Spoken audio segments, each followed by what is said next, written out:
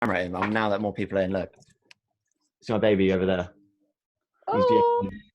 Yeah, he's gonna yank out the. He's trying to like pull wires, and he keeps trying to turn off the TV. It's driving me nuts. So anyway, now you know. Right. So you were saying about. So my point was, now I remember, Zerd made quite an abstract point, which is, I think we have to look through the slogans themselves, and there is propaganda that was put in place to attack Gaddafi. There's also propaganda that in place to that defends any despot. Like when people say things like slogans, things like they weren't aiming to kill civilians. Like which dictator does go out and aim to kill civilians?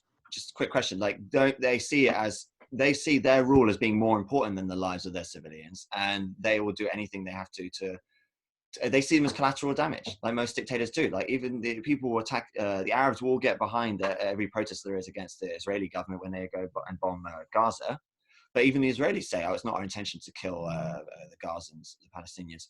You know, we put crippling sanctions on this blockade, but they'll say we had to destroy a weapons cache. That's how every dictator works. You have to look through the BS. Like, what the fact is, we know he doesn't. Yeah, but there's still valid. Sean, I get what you're saying. Basically, what you're trying to say is that dictators generally use the threat of Western imperialism to justify their existence, right? So if you look at Mugabe, or you look at but there is still some legitimacy to that claim. It is still something we need to consider, however painful it is for you to do so. So, for example, right, my objection to Gaddafi is more one that's based on based on consistency and philosophical values, which I can go into if you guys want to know or not, whatever, right? But, yeah, please do once you've done this section. Okay, fine, fine, right. But I still think it's hypocritical for NATO to define what rogue states are. Why am I going to take lessons from an organization that has systematically intervened in countries, destabilized countries, in what is and isn't a rogue state? So we still need to use our own judgment in determining who is credible and who isn't. Yeah. Okay, so quickly on that point, before you, because I am intrigued some as to why it is philosophically and you have any contentions with Gaddafi. Consistent. I want to pick up on the point of consistency, because you said that was an issue. And if we are going to speak about consistency, and I, obviously, like I say, I urge you to speak about Gaddafi's inconsistency. Until such a time, I'd like to point out the West's inconsistency, because obviously what we know today in terms of the collusion between the British state and the Libyan state under Gaddafi is shameful for people from Britain, and it's shameful for Gaddafi. The fact that the UK was complicit in extraordinary rendition of prominent members like Belhaj and other people, handing them over to Gaddafi. Of course, Tony Blair doing the whole deal in the desert and bringing Libya out from the cold, internationally speaking, is very inconsistent with the kind of incubation of the Libyan Islamic fighting group in Manchester. The reality is that we know there were cells of the Libyan Islamic fighting group in Manchester for a very long time, which obviously all came to a fore. There was assassination attempts that has come out in terms of the British assassination attempts of Gaddafi. There were people who, were part of this Islamic fighting group based in the UK who had received asylum in the UK and attempted to assassinate in the 90s Gaddafi, of course. Then moving forward, of course, going to most recently the tragic events of 2011, we know that Abadi, his father, Ramadan Abadi, there was connections with his father in the Islamic fighting group and Manchester and this whole area we're talking about. So where's the consistency? And of course, Abadi, Salman Abadi himself was evacuated due to his nationality from Libya. I don't know what he was doing there, but he was evacuated and brought back. All of this is, again, mainstream. It's verifiable. You can go and check it up, and you can find it in pieces like The Guardian and stuff. The point is, where's the consistency in terms of an international policy of, respecting human rights and, all of the rhetoric that we hear in terms of international standards? Where is that when we look at the relationship between the UK, for example, and Libya prior to the revolution. Oz and I are both, I'd say, pretty passionate critics of our government. Like, we try to be consistent in terms of the fact, even if the certain Western countries might not pursue these policies domestically, it's incredible when you look at what they're complicit in terms of what they allow to happen abroad, and what the kind of groups we support, the governments we sell weapons to. I mean, the UK, I think, is now the second largest arms exporter in the world, after the US, of course. You don't have to lecture us about the iniquity of our own government. We hear you, brother. Like, I just want to say that.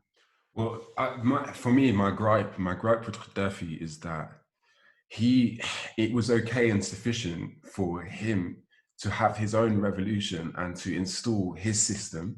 But when other people want to do a similar thing, he claims that they're not entitled to, and they don't have the resources or the intellectual capacity, whatever it is, to do that. So why is it okay for Gaddafi to lead his own revolution, but then to deny other people the same right? That's my beef.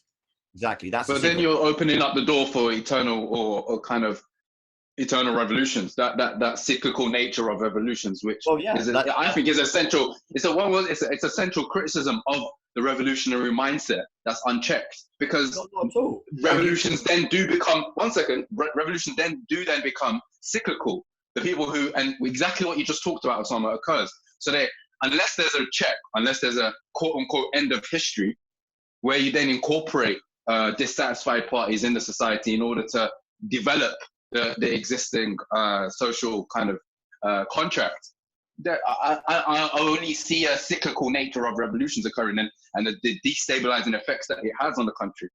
Oz, can I come back to this point?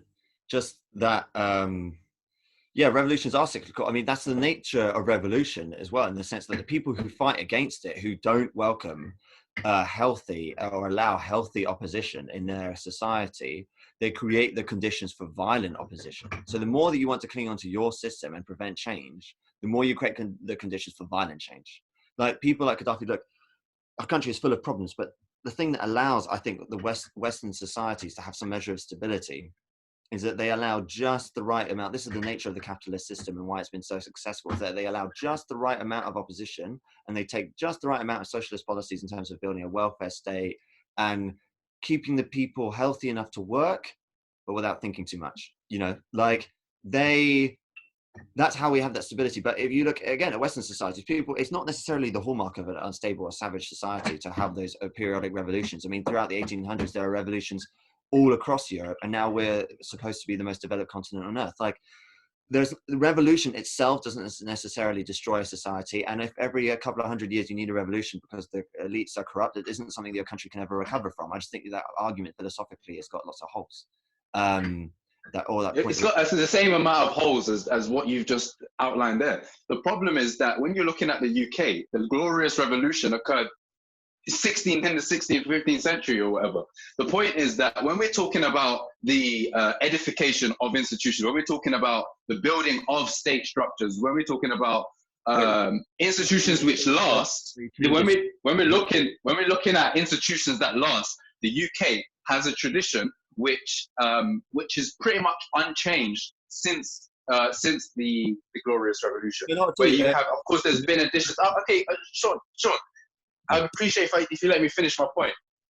All right, fine. So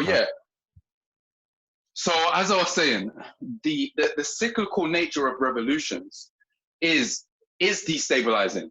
If you're having revolutions again and again and again, there's no room for the building of the state structure. There's no room for building of the economic structure. And what I'm saying is, when you're looking at positive, or when you're looking at successful examples, you're looking at examples which have entrenched their institutions and incorporated opposition into the social structure. So in the UK, you have a constitutional monarchy. The monarchy is, beyond politics. You have the political institutions in the country. You've got the House of Commons, the House of Lords. You've got the opposition, and you have multi-party system.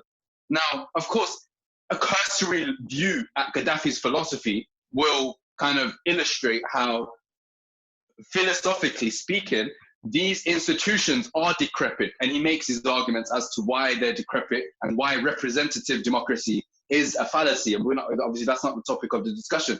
The point is, he's outlined these ideas, and the problem only occurs when there's no incorporation of an opposition. The point is, the whole idea of an opposition is predicated on representative democracy, is predicated in a framework which, as I say, if you've looked at the third universal theory, even a cursory glance will kind of illustrate how the whole framework, according to Gaddafi, as far as his philosophy is concerned, is nonsense, and it's a lie upon the people. So I don't think it's fair to use a philosophical conceptual framework which is not, which is Eurocentric, and then apply it to Libya and say, well, look, it doesn't fit into these categories. It doesn't have an opposition. It doesn't tick all of the democratic, what do you call it, like checklist. It doesn't fit. It doesn't tick off the checklist. So ergo, it's ripe for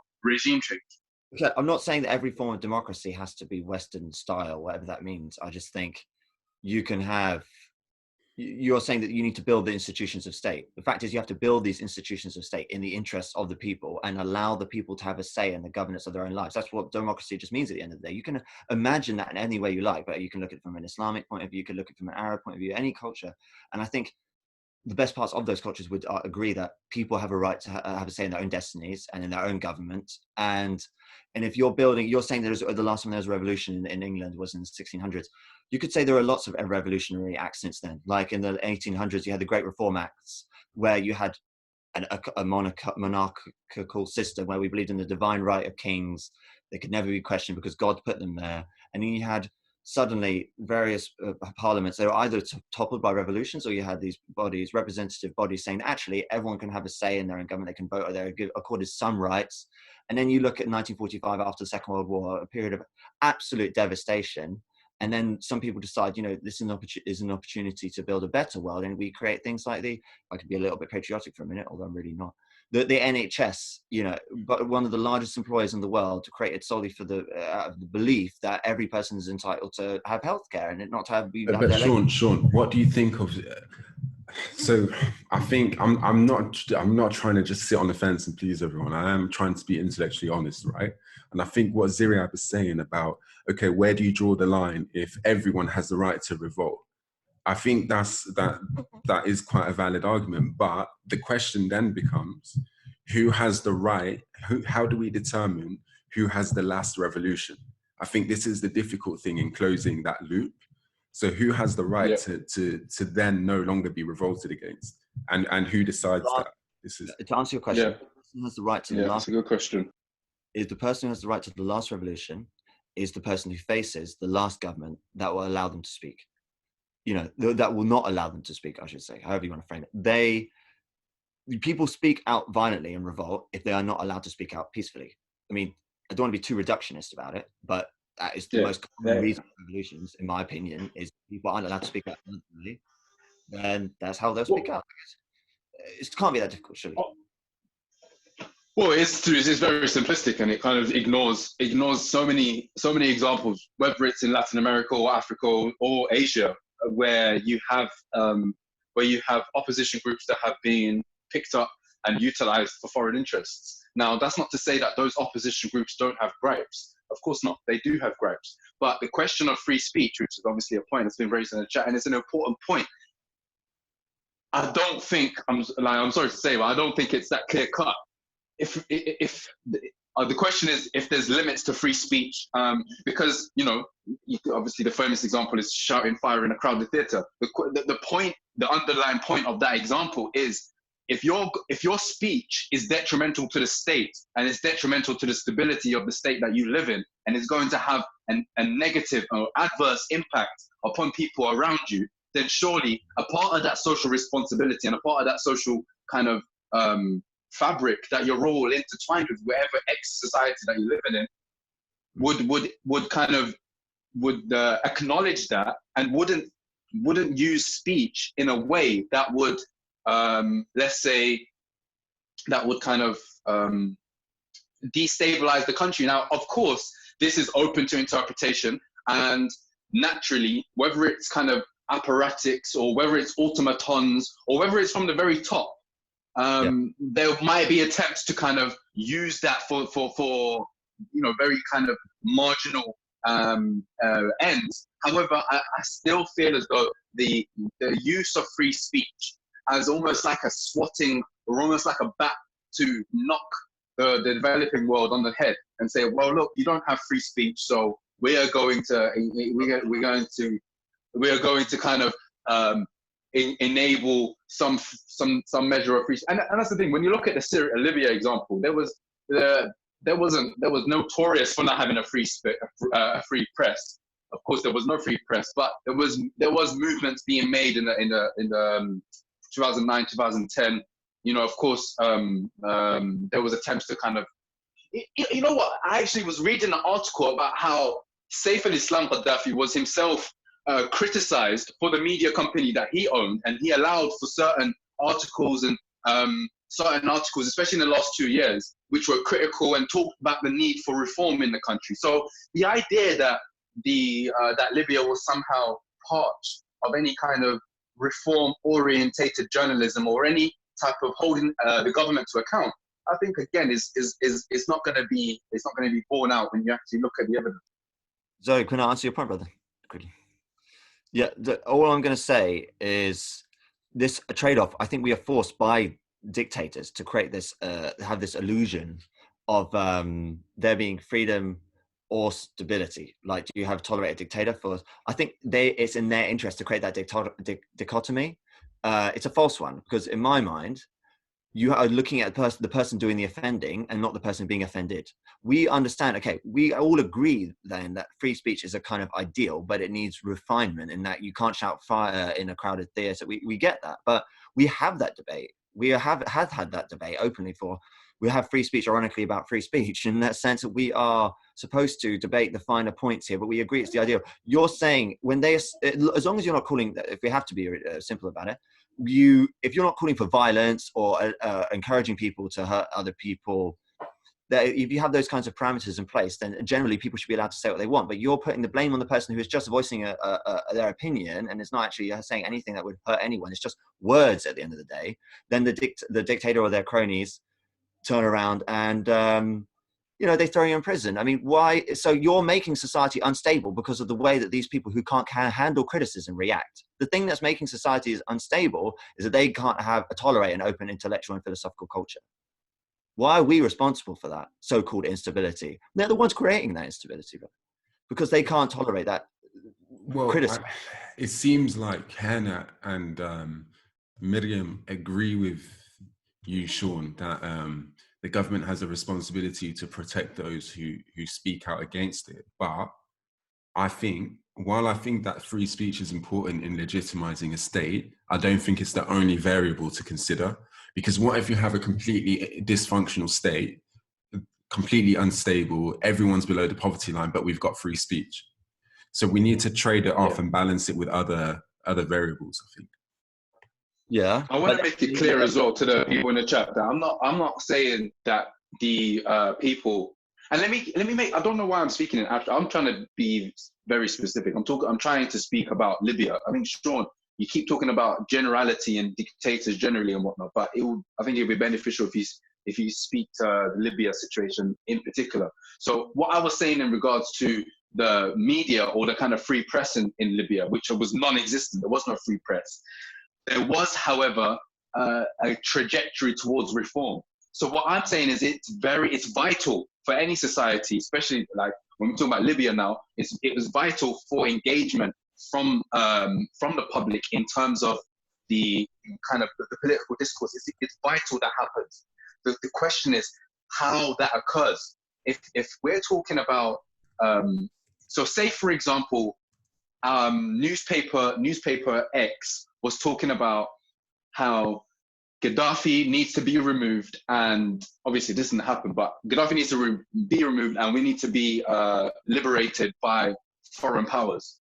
Of course, the kind of social, historical context of Libya would make for the majority of Libyans would reject that outright because of the history Italian colonization, because of the history of the US and the UK bases in the country, because of that history, because they understood what it meant to be colonized, and they understood the ramifications of that. Now, the scenario of like what actually occurred was, as I said, there was the only kind of quote unquote the only media conglomerate or kind of major media company in Libya that I'm aware of was Saif al-Islam's outfit. And as I say, he was subject of criticism. He was subject to criticism because he provided a platform for journalists to speak about the reform or kind of the need for reform in the years 2009, 2010. Of course, Saif al-Islam was instrumental in releasing people like Abdul Hakim Belhaj and other people who were in prison for a very long time in Abu Sliman. So what I'm saying is that public discourse in the political process is vital. The question is how that happens. If you're going to talk about reform, I think that happened. There was newspaper outfits that were talking about reform. Were they talking about were they free speech in terms of our criteria? I don't know. Of course not. But again, it would, a lot depends on what kind of criteria you're going to utilize. But yeah. So Ziriab, do you agree that when it comes to the stability argument, do you agree that there's a risk that governments can abuse the risk of instability for their own personal gain? What's your view on this? Of course, yeah, definitely. I would agree with that. It's interest, isn't it? It's self-interest. Like I was saying earlier, that stability argument can be used by whether it can be used by bureaucrats, it can be used by automatons, organs of the state to kind of prevent any real, or to stifle public dissent, to stifle public discourse on the political situation. I know that, of course, that's a reality. And I'm sure that was the scenario in Libya in many instances. However, I think you need to look at the wider geographical and political factors that come into play when you're looking at Libya. I think a lot of Libyans are quite rightly, obviously, they quite rightly have a negative image of Gaddafi. They lived through it, their parents lived through it, and as such, they hold a lot of animosity towards him. But again, I asked them the question, is the prioritization of interests in the new Libya serving the Libyan people? I don't think so. But to answer your question, Osama, I would say yes. The stability argument will always be used to kind of stifle any type of real public discourse. But I think you have to work within the parameters you have. Otherwise, you have a scenario where there is a balkanization occurring in Libya. You have 3 distinct states. You know what I mean? And yeah, I don't know. Right, so obviously, I can't speak for people from. I want to ask everyone, including Ziriab and everyone else in the chat, how do you feel about the idea of Libya transitioning? Let's say that the civil war didn't happen. We're back in 2011 or before then. Libya transitioning to Saif al-Islam, who then introduces semi-democracy, and then the country can transition in a stable way to the next freely democratically elected president. What's your guys' opinion on this?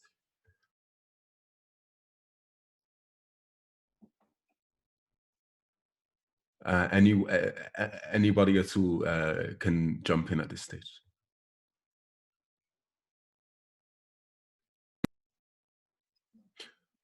Okay. What's your take? I want to hear your take on the inconsistencies as well. Oh, he did mention that actually earlier. Yes. Yeah. So what's your take on? Yeah, on exactly. So my point.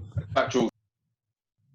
Yeah, exactly. So my point was that I always get confused when Arab leaders like Saddam Hussein or Bashar al-Assad or Gaddafi, who came in by their own revolutions, so either through the Ba'ath revolution or through Gaddafi's Republican revolution, but then deny other people their own respective revolutions. Now, I know what you mentioned in terms of, well, then we're going to enter and end the cycle of revolution that could create instability. So we need the cutoff point at some point.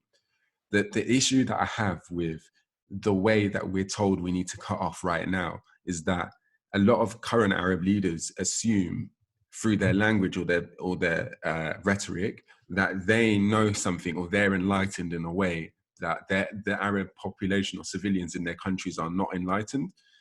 When there are many talented people, highly qualified doctors, engineers, or whatever, that could be in a position of governance. That's my only beef with these arguments.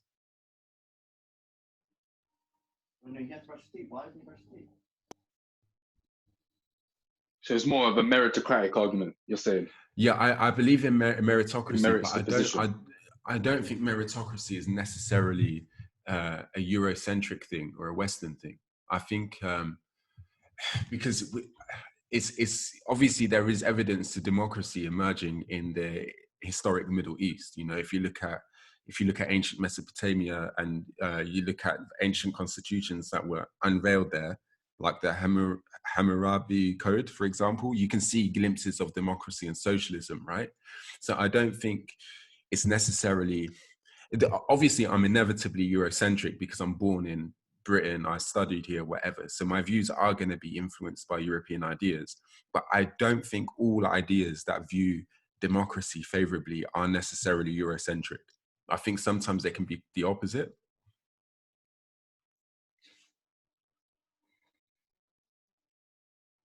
Who is that addressed to us? Oh, just I'm making a general point at this stage.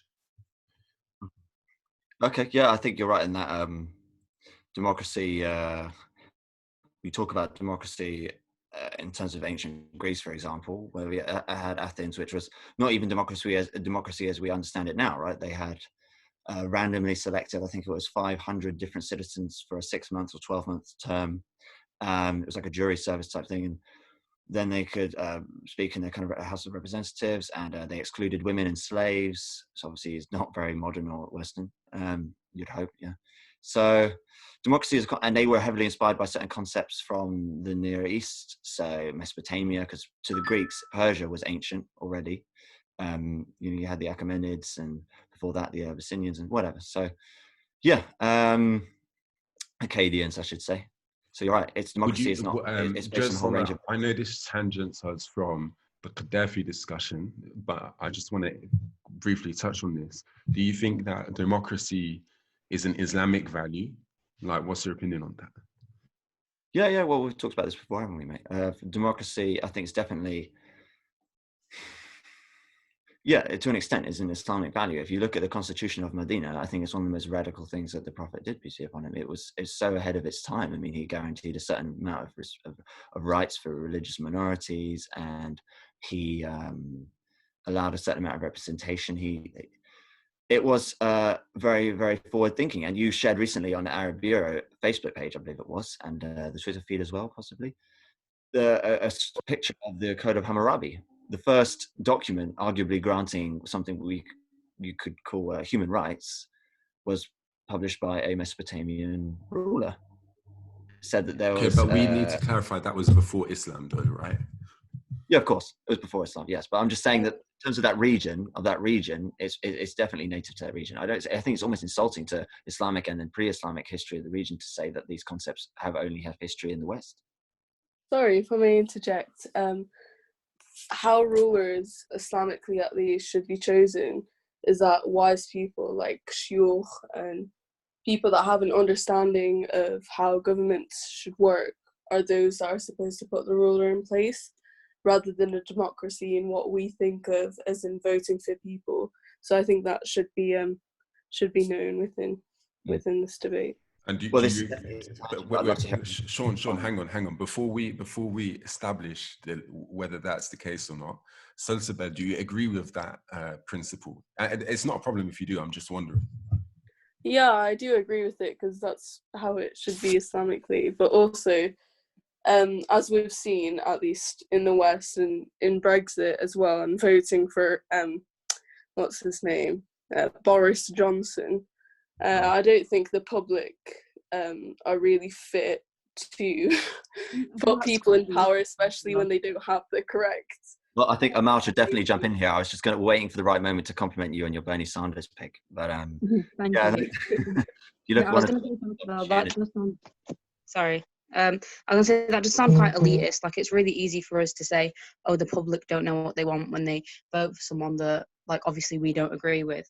And that's quite dangerous when you think you know, like, more than the general public, if you know what I mean. Alhamdulillah. Well, The sound of reason from Bradford.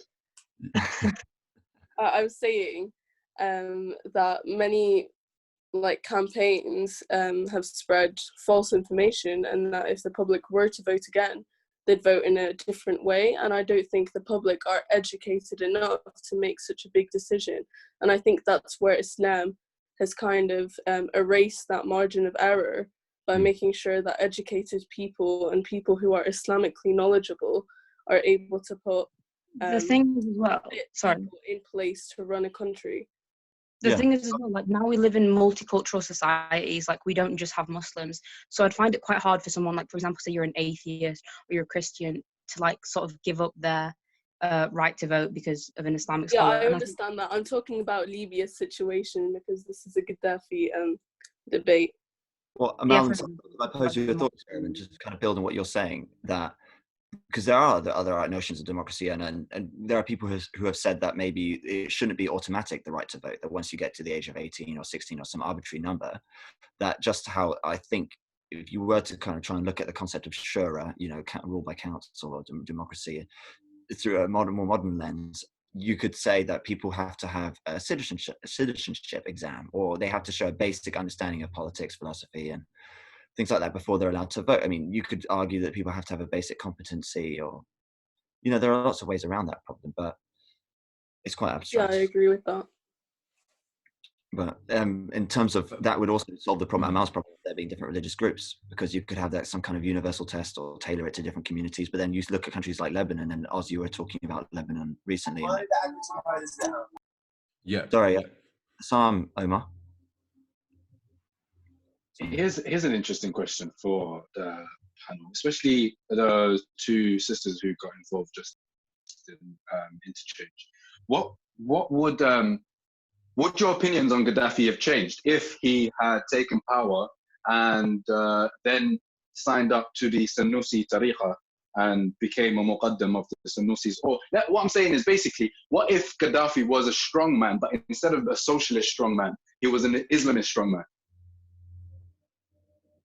Sorry, could you clarify about what you mean by that? The question is, would your opinions on Gaddafi have changed if, say, for argument's sake, he wasn't a socialist strongman, but he was an Islamist strongman? So say his whole history was the same, but instead of supporting like left-wing groups or, you know, liberation groups across the world, he was supporting Islamist groups across the world.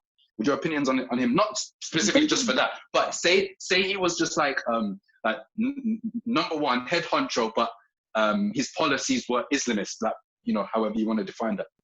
I mean, broad definition of Islam. My main problems aren't with his policies, although like I disagree with some of them.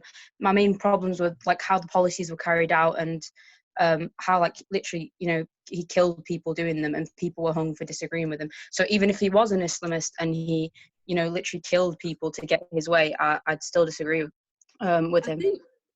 I think also if he was an Islamist, then he wouldn't have done the atrocities that he has done, because he would be following the correct Sharia, which obviously I would agree with because I'm Muslim. A lot of people are corrupt these days as well, though, you'll find. So it's sort of Islam, but tailored to them, like Islam. Okay. But don't you find yourself falling into the whole no true Scotsman fallacy when we say, oh, if he was an Islamist, he wouldn't have done this? Because obviously we know, and we're all very aware that people who take on that title have done heinous crimes. Of course, we would take issue with their identification of Islamists, but nevertheless, they still self-identify as that and commit those kind of acts. I mean, like, as you said, if he wasn't a socialist and instead branded himself as an Islamist, but still did the same atrocities, of course, I wouldn't support him. Because, you know, you hear about these stories where he'd literally go to schools and pick out girls that he'd want them to take for him, and I think that's absolutely disgusting. And that, you know, obviously I don't think anyone here would agree with what Gaddafi has done over the years. I mean, broadcasting hangings is just not something that I don't think any self-righteous person would stand for. Yeah, and all the young men's lives that he wasted in like a pointless war in Chad just so he could get more power. I wouldn't agree with him, even if he was like an Islamist. Like, even if the title changed, his actions are still wrong. If that makes sense. Who Yeah, definitely makes sense. Yeah. Who mentioned the?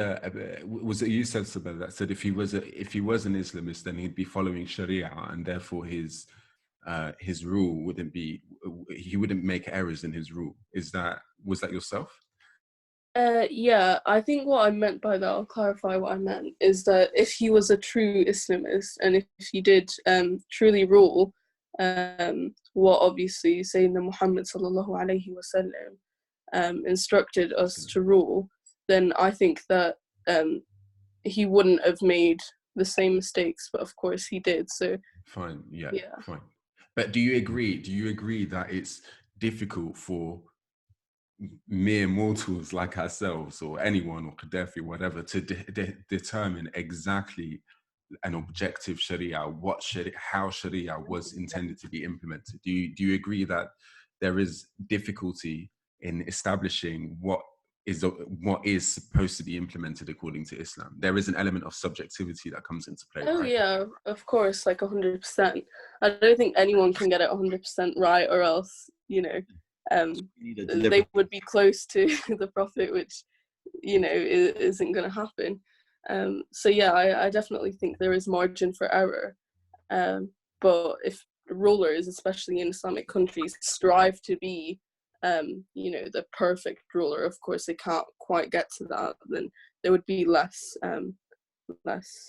you know. Sean, sorry, Sean, just one last question, then I'll shut up. Yeah. No, carry on. Yeah, one last question. So is part of your opposition to Gaddafi the fact that he was secular? Well, that's debatable, but let's assume that you have that opinion. Is that part of your opposition? Yes and no.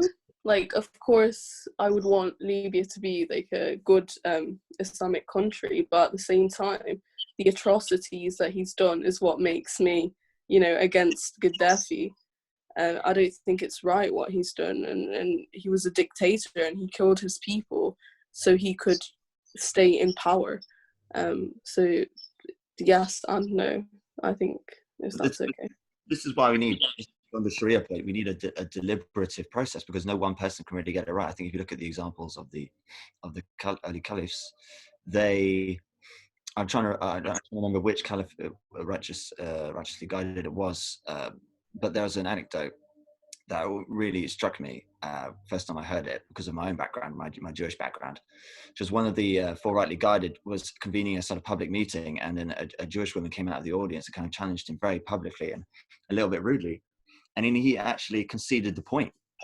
He said she was correct, and he changed his decision because of that challenge. And I think people who have that kind of spirit within them, they will tolerate criticism. And it goes back to our earlier point, doesn't it? People who can listen to other people, even to your most fierce critic, it shows great strength of character.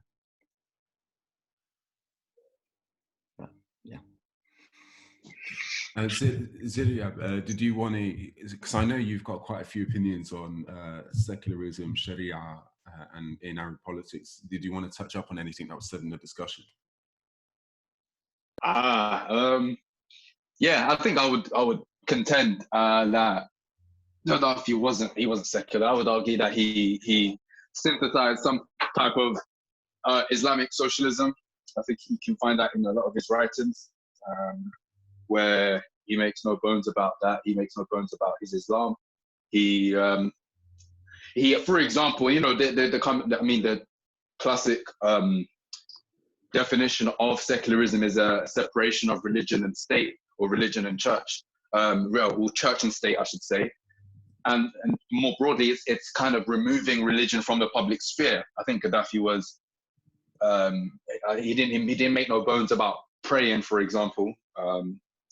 He didn't make any bones about showing people that he prayed, and like public displays of religion is what I'm saying. And I don't, as far as I know, of course, I've heard what I've heard, anecdotes about scholars being rounded up and whatnot, but it's very difficult to confirm or deny these anecdotal type of reports. However, I haven't heard or I haven't seen, like, for example, mosques being shut down or any type of.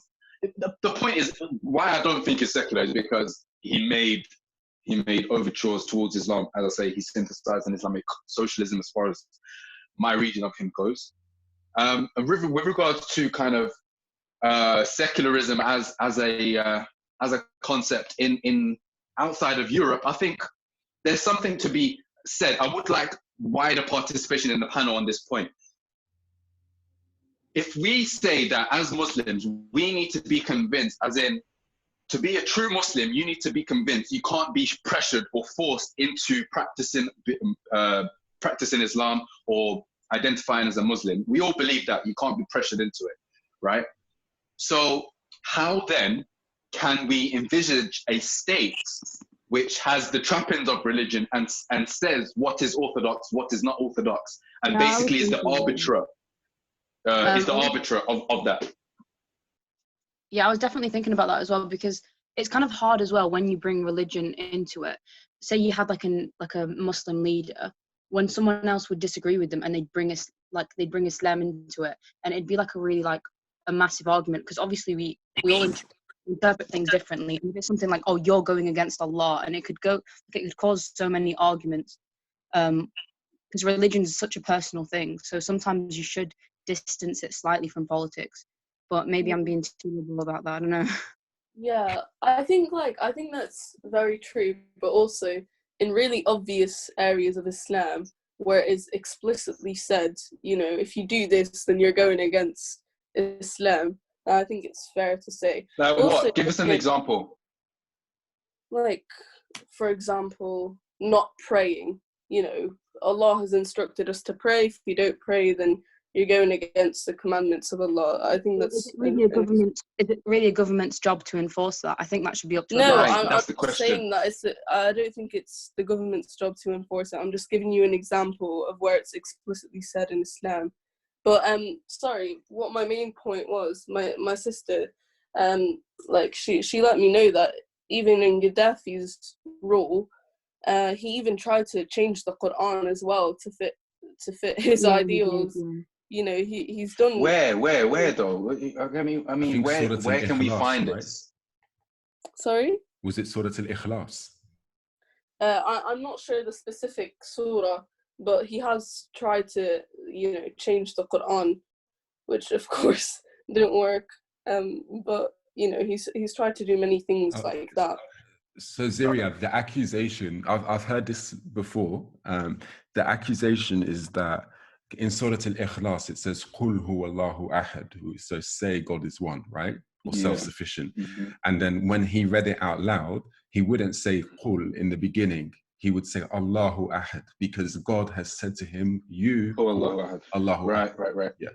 So okay. No, I'm familiar. Okay, now you've refreshed my memory. So as far as I've heard, it's a position that he had perhaps in the 80s or 90s, where he said, you know, all of these say is obviously is for the Prophet peace be upon him, and we're not the Prophet peace be upon him. So I get it. I think he kind of reverted from that, and there's and why I say that is because there's places you can find videos of him reciting the Quran as it's been revealed on that. But in terms of changing it, I don't know if it's changing in the sense of, say, it's not as though he said this isn't in the. Anyway, I don't need to speak for him. Anyways, but I get the point. I don't think that. I mean, the other thing is Saddam Hussein supposedly wrote the Quran in his own blood.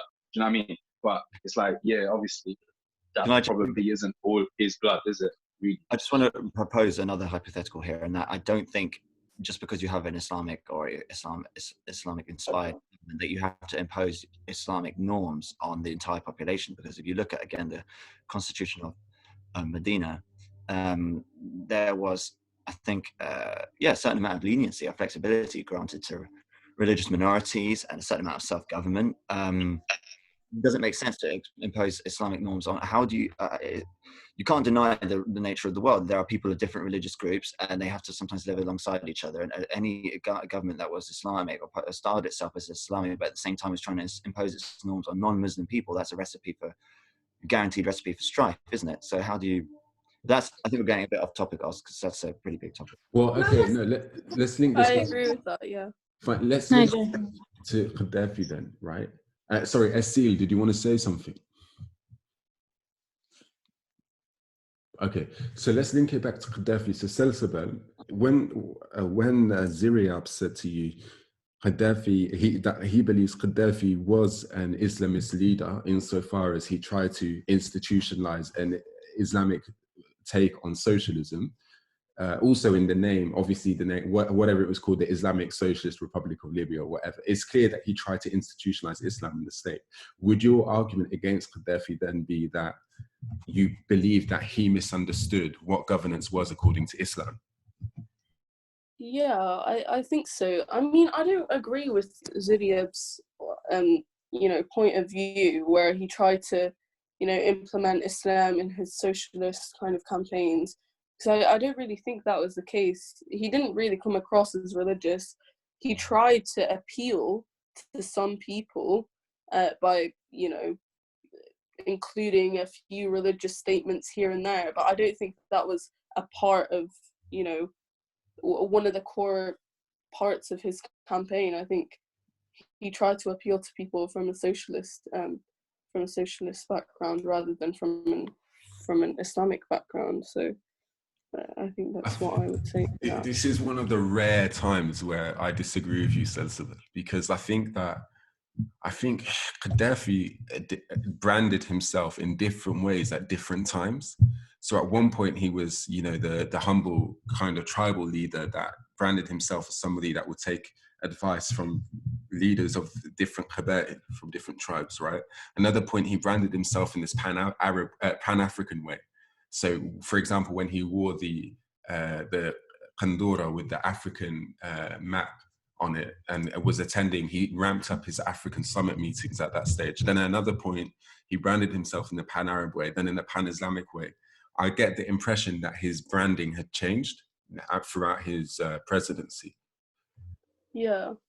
Well, I think also a part of my standpoint comes from not even just the Libyan community, but also the wider African community and what they think of Gaddafi. And of course, other African countries, excluding North African countries, believe that Gaddafi was, the forefront of Africa. He was doing all these amazing different things, and that wasn't based on their Islamic perspective, but it was because they thought of him as an African leader, which of course is based off his socialist campaign rather than his Islamist campaign. No, I agree. I don't think he was trying to unite Africa at all. I think he was trying to rule Africa. I think it was more about power than uniting Africa. Although, like you said, a lot of Africans are have quite a favourable opinion of him. So, yeah, I disagree with that. I mean, let me jump in on 2 points. Well, so I disagree with that presentation of Gaddafi as trying to control Africa. I think you just need to look at, and this is the thing. I don't know if this will make much sense or how it comes across, but the Islamist representation of Gaddafi is not what I said at all. What I said was that he formulated an Islamic socialism, and what I said was we can't say it was a secular state because there was public expressions of religion, and he, as the general, as the guide, he did go through different stages as the guide of the revolution at that point, made public displays of religion. He even, as I said, expressly references Islamic references, whether it's the Quran or otherwise, in his writings. So the idea that you can categorize him as secular, I don't think it's true. So I didn't say he was Islamist. I said he tried to synthesize an Islamic socialism that you find in his works. In regards to ruling, I don't think he wants to rule Africa. The different stages that Osama brings up were not chronological. So he started off as a socialist. He then went on to the Pan-Arab. Obviously, that was interlinked with socialism, Nasserite, and his Nasserite influenced kind of ideology. And in that Pan-Arab kind of era. He was obviously trying to, he even sent he sent a contingent to fight in Palestine. He supported the Syrian Egyptian Union. And then he went on to the Pan-African stage. But the only reason he went to Pan-African stage, the only reason he turned towards Africa is because of the Arabs' rejection of Gaddafi. It's because of the fact that you had Saudi Arabia, the most influential players and powers in the Arabian Peninsula, in the Arab League. So we're talking about Egypt, post-Nasser. We're talking, obviously, we all know what Anwar Sadat did. We all know about the Camp David Accords. We know about the King Fahd and the famous kind of spat that they had at the Arab League. We also know about the Jordanian royal family and their links with the British royal family. And, so what I'm saying is the only reason Gaddafi even turned towards Africa was because his ideology was clashing with the bootlicking Saudis, with the bootlicking Jordanians, with the bootlicking Egyptians, and the rest of the weaklings in the Arab League. That's the reality. So then he turned towards Africa, and when he turned towards Africa, he wasn't just mouthing, he wasn't just talking to Africans, he wasn't just trying to give platitudes or giving quote unquote charity. There was tangible effects of his pivot towards Africa. The most famous, as far as I'm concerned, was the satellite that he put up half the money for African satellites, so that people who are in the diaspora can call back to Africa without utilizing European or American satellites, and also paying significantly less to be connected with one's family. I think that is that, aside from the fact that he facilitated that, I think it's positive, and unfortunately, I think it's a positive. So, just before I answer you, Isiria, Andres, there's a question in the chat for you about your view on secularism as a Catholic. I was just interested. So, Isiria, what's your view on this notion that Gaddafi was trying to introduce a gold standard before the Western intervention occurred in Libya? Do you believe this? Do you agree with this? Oh yeah, it can be borne out. There's again, you can follow the bread trail. You can follow the bread trail. There's ample evidence that Gaddafi was looking at alternative financing, basically trying to decouple. I think the point is decoupling from the dollar. Obviously, we all know international trade is conducted on the dollar, and there was a move away from that. Well, they say that interestingly, just before the crash in 2008, there was actually a meeting which was along the lines of G7. Dmitry Medvedev was there in his position. He even showed the proposed currency, and Libya was involved in this kind of alternative currency. Of course, the 2008 depression occurred, and all of those ideas were shelved as being impractical. Yeah. Zoe, did you hear of the theory that? Well, actually, I shouldn't say theory. I think there was ample evidence of this as well, that before the invasion of Iraq, that Saddam Hussein was considering a switch to the euro, trading in the euro rather than the dollar.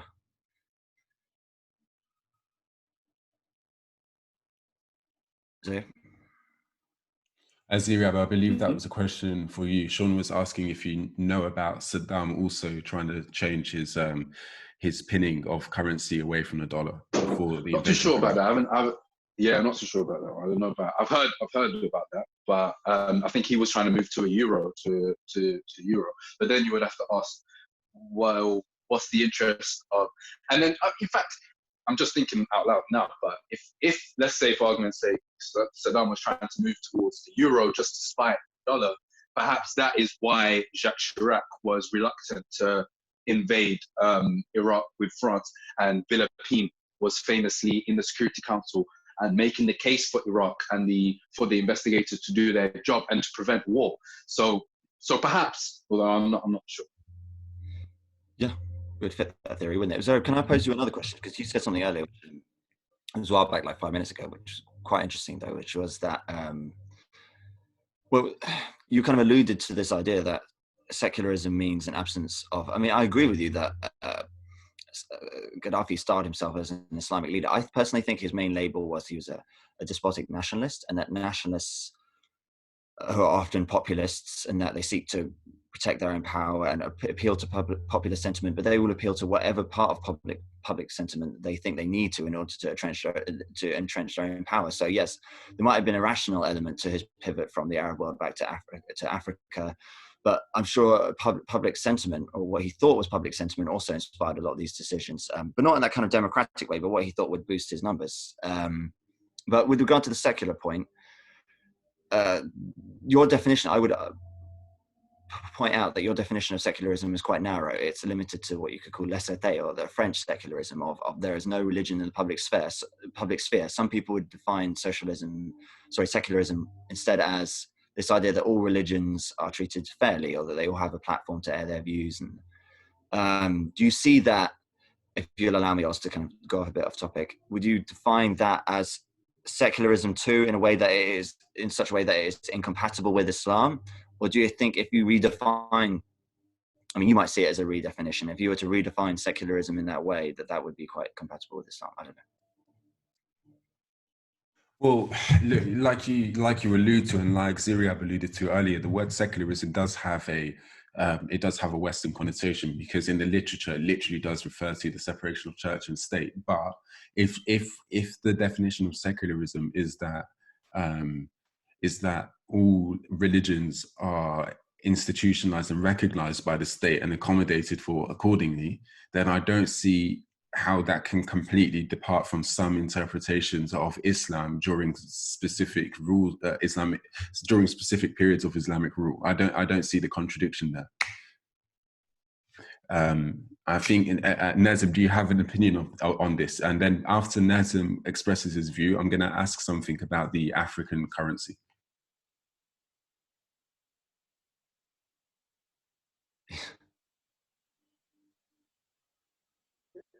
Brothers will have to forgive me because I'm not too clued up on this topic myself, on Gaddafi and on politics. And also, I was in another Zoom room at the same time.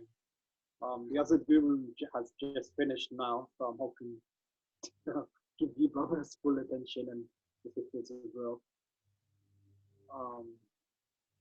And also, I wanted to pray my Isha before I came online as well. What about your friend Khalid? Does he have any specific? Yeah, he definitely, he knows much more than me. So, Brother Khalid. Yes. But secularism and Islam as being inherently defined. Assalamu alaikum to everybody, and happy Ramadan. Alaikum salam. Yeah, I have two questions. Yeah, I probably will ask two questions regarding Gaddafi. The Green Book, which was used as a technically constitution or a political ideology during his reign, is it in line with Islamic teaching? That's my question number one. And the second question, I was told, but I don't know in depth, he was quite pro-Fatimid, like, the Fatimiyya who ruled North Africa during the early years of Islamic Hijrah. Is it true he was quite inclined toward that systems? Ziriab, is there any evidence of there being a link between Gaddafi and the Maliki Madhab or Fatimid rule in any way? Are you aware of this?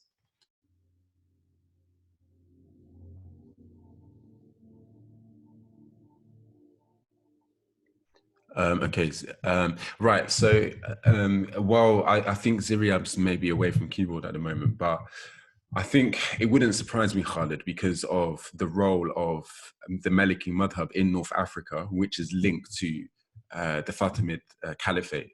So, for example, if you look at the King of Morocco at the moment, he's the great, etc. grandson of through the Fatimid dynasty. So, if Gaddafi, assuming Gaddafi was a Maliki, which we need to establish, maybe other people in the chat know this, then maybe he did have favorable views of Fatima.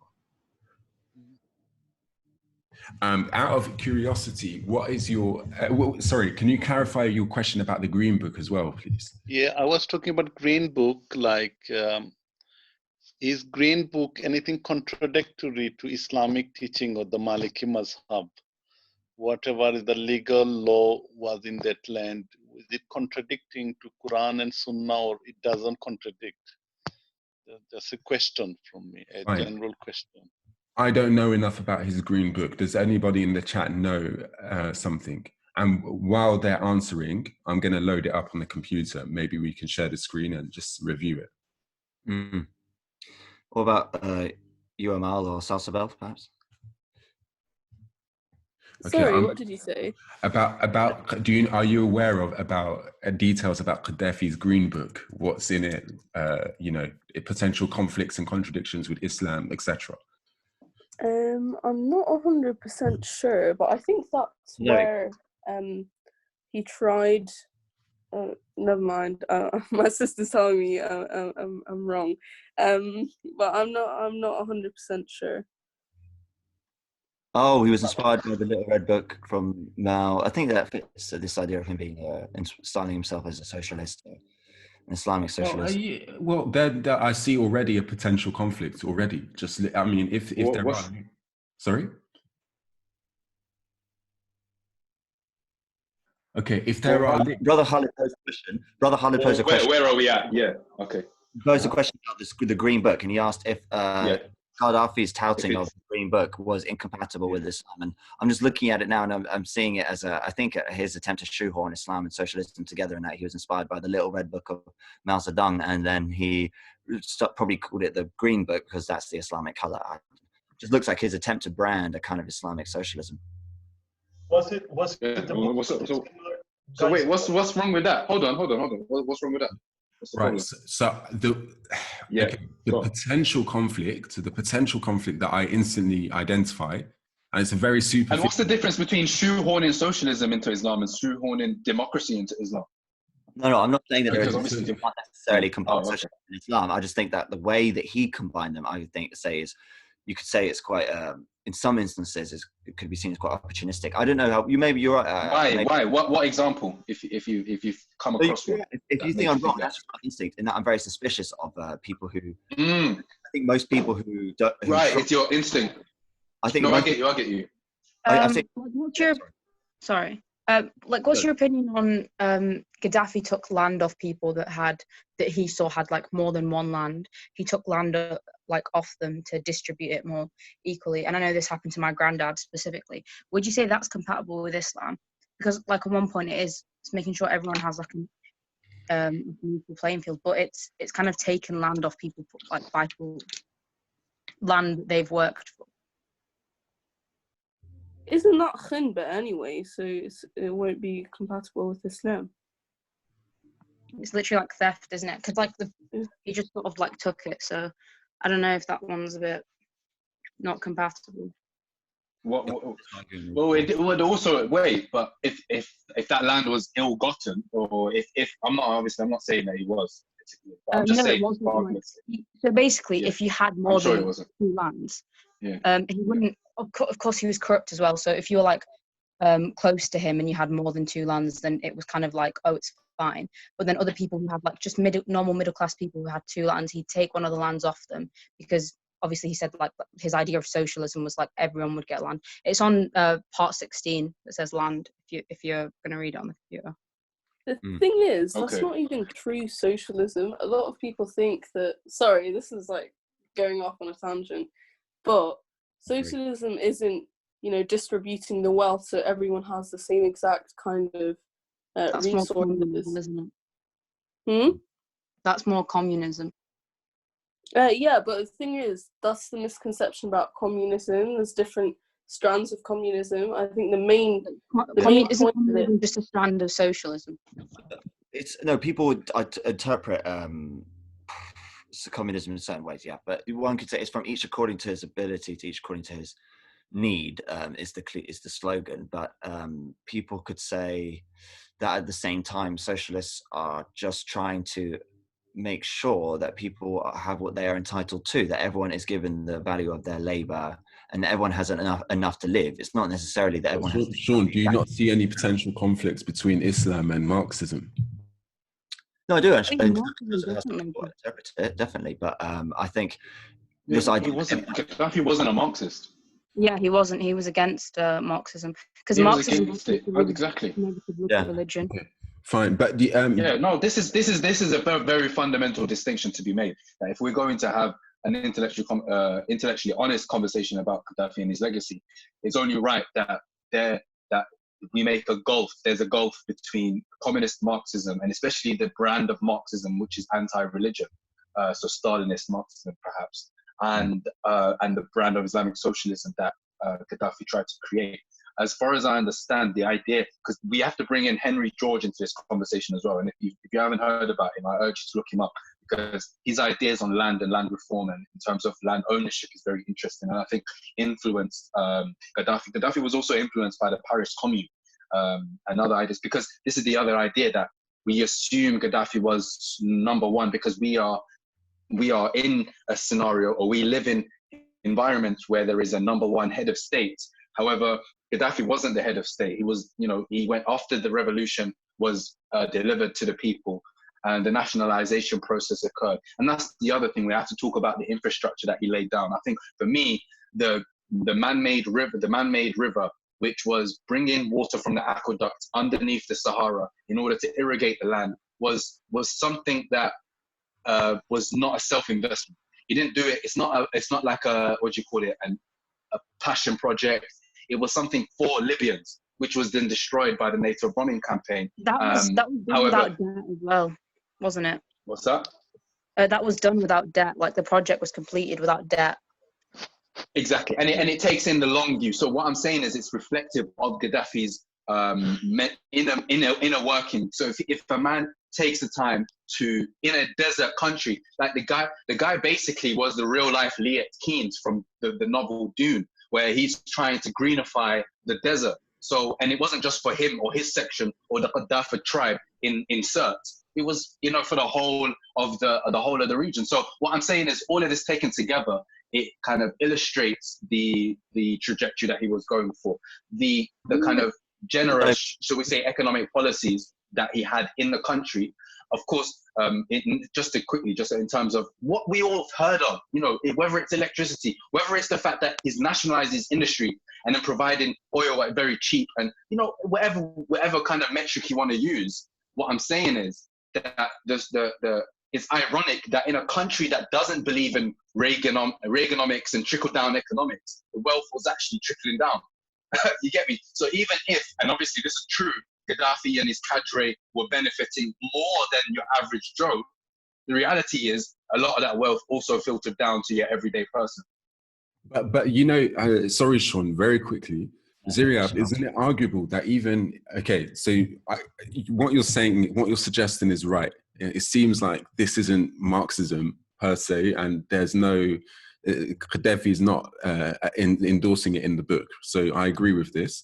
But would you not argue that there's potential conflicts between Islam and communism? Yeah, perhaps. But where's the Gaddafi kind of projection or propagation of communism?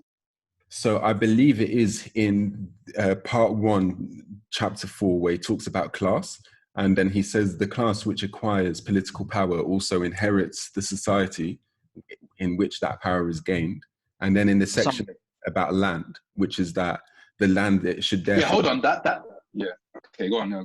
Yeah, which is also that because the person that inherited power therefore inherits the assets, the land then becomes redistributed. But really quickly, so I think the potential conflicts is that if you're really going to believe that there shouldn't be, or there is no hierarchy in society, then in the communist opinion, traditionally, that extends to the theological realm, where there's no hierarchy between man and God.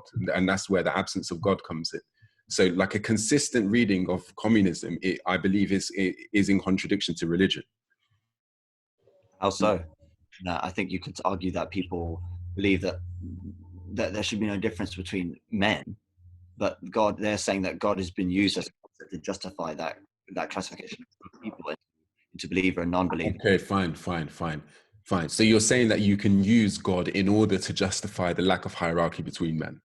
That all men are equal under God, yeah. But I want to ask Saif a question because he alluded to some interesting stuff like the Georgists and land reform. And do you identify Gaddafi as someone who is part of that kind of non-aligned or non-Soviet socialist tradition? You know, like the anarcho-communists, like if you go before the Soviet Union.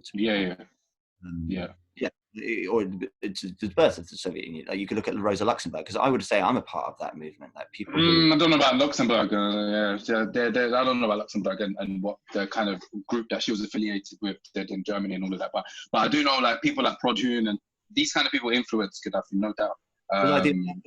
Proto-communists. Could you not also say that he might have been inspired by some Marxist ideas without being a Marxist or identifying as one? Like of course, no. There's no doubt about it. And that's why I have to respect the man, because unfortunately a lot of times, and especially on the African continent, the kind of revolutionary fervor in the air due to the kind of zeitgeist, which was one of change. We're talking about post-colonial colonization. We're talking about the first kind of taste of freedom for these people, and the kind of the opposition, or perhaps let's say the antithesis to capitalism was communism, and Marxism it was USSR. So a lot of people in Africa took and drank from that cup until they got drunk and committed atrocities across the country. Whether we're looking at Tanzania, or whether we're looking at Ethiopia, or whether we're looking at any country which has had communist, even, yeah. So the point here is that I'll ask you one more thing. You think? Yeah, sure. Because I did want to come up on. Wait. I want to hear his point. Yeah, go on, Ziriab. I want to hear his point. Yeah, you mentioned about the kind of equality, the equality aspect. Could you just you was mentioning about equality, and you was talking about where, if you go back to the page, if you scroll back up and just reiterate that point, so I can address it properly. But as far as I understood it, you was talking about how there might be some type of conflict, or kind of there might be a bit of conflict between Islam and hierarchy. Yeah, the lack of hierarchy. So, okay, I know. Let me establish the Marxist position before establishing the communist position, right? So the Marxist position, as you know, is that there is hierarchy. There is a class system. There's the bourgeoisie and the proletariat, but that hierarchy is undesirable. And I think fundamental to the Marxist view is that there should be no hierarchy at all. And that's where even the view of religion being used to implement hierarchy, like when Marx referred to it as the opiate of society, that a very consistent reading of Marxism rejects religious institutions because they believe that those institutions contribute to hierarchy. So if we agree that communism, elaborates on Marxism, and if Gaddafi was a communist, is there therefore a risk that there is an inconsistency in his opinion on hierarchy and his role as a religious leader? I don't think he's communist. I get you. I would say if that was the case and he was communist, then there would definitely be an inconsistency. However, I wouldn't describe him as a communist. I don't think he was a communist. Clearly, there was even state capitalism going on. You could argue that Gaddafi employed state capitalism to develop the national industries. And he had a very aggressive investment policy when it comes to the Libyan National Sovereign Wealth Fund, one of the best in the world, and still intact to this day, I might add. But the point about hierarchy is an interesting one. And this is why I can't see Gaddafi as a communist or Marxist, because he clearly had time for hierarchy, tribal hierarchy. In fact, that was a cornerstone of his rule, in the sense that he couldn't rule but for the kind of conclave or synod, to use religious language, of these tribes. And so he didn't destroy, or he didn't get, because Libya is a very highly tribal society. So he had to kind of incorporate that. And I don't think he had a problem with tribal authority. I think his problem was with economic hierarchy and the disparity that he inherited when he came into power. A lot of things had to be changed in order to rebalance the society. And so if you look at that process of rebalancing, the first thing that was done was the expulsion of foreign foreign players in the country. So it was an independent geared or independence geared kind of policy. Then there was a nationalization straight away. The oil industries were nationalized. And so what I'm saying is that is very consistent, because he could well have easily have sold out to international corporations. I'm just going to finish on this point. He could have well have sold out to international corporations, Shell, Exxon, and made a pretty penny, just like many other dictators do, but he decided not to. Sorry, I have a few questions for you. So the first question is, can you clarify your stance? Because before you came across as anti-Gaddafi, and now you come across as pro-Gaddafi. Like, what's your stance on this? And then my second question is that you contradicted yourself before. You wrote in the chat that he promised us billions, and now we're only getting pennies. But then, like, Khairiyya, reminded us is that you said that the wealth was trickling down. So I just find that a bit difficult to understand. If you could clarify that. Okay. So the point about the billions, I think you misunderstood. What I was saying in the chat was basically that if Gaddafi had kind of eaten up all of this wealth, then we would suspect, or we would expect to have found these billions that he stashed offshore, or the Panama Papers have come out. A lot of leaks have come out. So if it was true that he was hoarding wealth and stealing the wealth of Libya and stashing it elsewhere, and basically this caricature of the man as someone who's just out for self-enrichment at the detriment of everyone else, we would expect to see those billions come up, but they haven't. We haven't seen a single penny. So that's that point. I'm gonna Google it now because I don't have the exact figures on hand. But Gaddafi had like millions, like hundreds of millions in a London bank, and it was getting taxed. And I think the UK government took 250 million of it, but it was quite a hefty sum. I'll look for the article. I don't think it was taxed. It might have been seized. But again, this goes back to a point in fact, I actually made it about 5 minutes ago, where I said that even if, and the reality is, let me just be very clear. So the reality is that the cadre or the people around Gaddafi enriched themselves very much so, and they weren't all ideologically linked with Gaddafi. So the point is, even though those people around Gaddafi would make more money, let's say, and have privileged access than other people, nevertheless, your average Joe was receiving the wealth, like in terms of, as I said, UN Development Index, any type of index. I think the point that many people would make is that, even though, as you claim to say, is that the wealth trickled down, I think a lot of people were so much more worse off under Gaddafi's rule. As it was a dictatorship, than if they weren't. And sorry to press this point, but you still didn't clarify your stance on the Gaddafi rule. He's against Syria supports Gaddafi. So I want to add to something you said, which is I'm just after a quick Google search, because I remember. Am I allowed to respond or what? Just quickly, because I want to talk across me. The idea that Gaddafi. Let him the point was made to me. The point was made to me, and obviously, so she's got a bee in her bonnet. Sorry, so let me just clear it real quick. Sorry, I think Sean has like a tiny point, and then so go ahead. Thank you. He was this idea that he didn't enrich himself. There's just a quick Google search will show you that some people have estimated that he was amongst the richest people of all time. If you had to get all his investments, it could have gone up to $200 billion.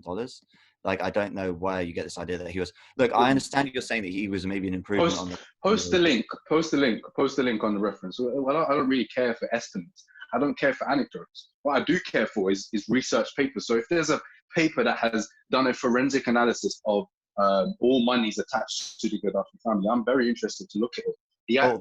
Don't misrepresent what I'm saying either. The construction of strawman is it's not going to lead to a conducive. It's not going to benefit the conversation. I made it very clear, and I did not mince my words when I said that the people around Gaddafi would would be having a privileged position and would be having a privileged access to and benefited much more than your average Joe. Now, your average Joe still benefited from low or very low prices on your staples, whether it's to do with consumables or not, or whether it's to do with utilities, electricity or petrol and things like that. So all of this is just facts. So with regards to kind of the self-enrichment, yeah, the point that I was making was tied to the man-made river.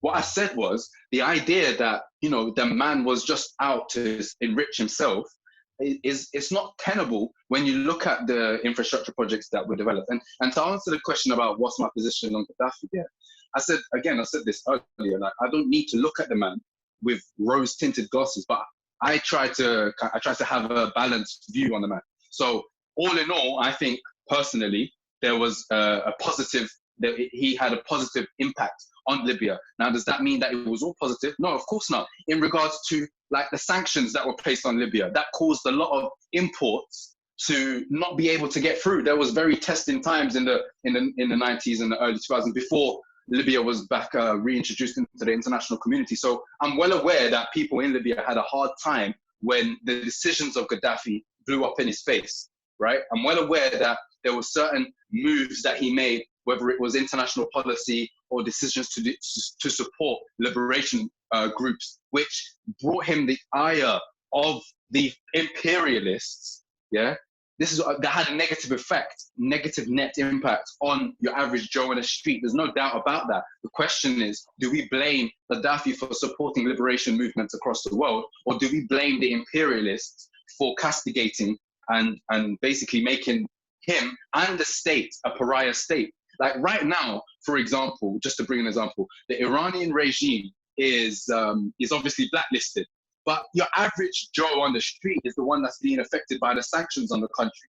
The Iranian regime have workarounds, just as the Gaddafi regime had workarounds. The point is that, as I say, we have to look at the impact of these sanctions and ask the question, okay, so are we going to blame the Iranian regime for extending their national rights for nuclear technology and nuclear energy? Are we going to blame them for pursuing a policy of nuclear energy? Or are we going to blame the international imperialists who have taken upon themselves to decide that, no, your neighbor Israel can have nuclear technology, but you're not allowed because we don't trust you. You're uncivilized and you're not capable enough to have nuclear technology. And here you go, here's some sanctions to make sure that you don't.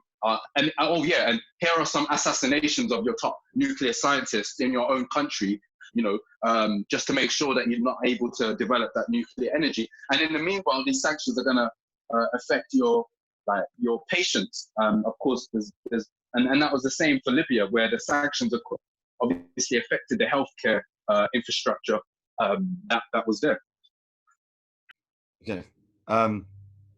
Just to respond to that, I think you're falling for another false dichotomy here, Zoe, if you don't mind me saying so, in that you're rightly pointing out the opposition to, I mean, it's not that, you're stating the obvious a little bit, actually, in the sense that even Chomsky pointed out decades ago that the main objective of the United States sort of power structure, international power structure through the Cold War years was not so much directed towards the Soviet Union, but preventing the sort of third world, as people have called it, the non-aligned world, from being supportive of finding their own, being nationalistic and taking control of their own resources, or being supportive of the Soviet Union, that the rest of the world becoming independent and taking control of their own resources was the bigger threat. And just because someone is despised by the West for sort of taking some level of interest in their own country's resources doesn't mean that they themselves are a perfect leader. I mean, just because he runs it better than the people who preceded him doesn't necessarily mean he couldn't have run the country a lot better. And he didn't, I mean, you're pointing out that he had a certain measure of economic, he believed in a certain amount of economic egalitarianism, but you're talking about the Soviet Union before. You were saying he wasn't a Marxist, he didn't identify with the Soviet Union, but it wasn't just the Soviet Union that had that brand of authoritarian socialism or state capitalism. I mean, you yourself mentioned he had those kind of state capitalist regimes.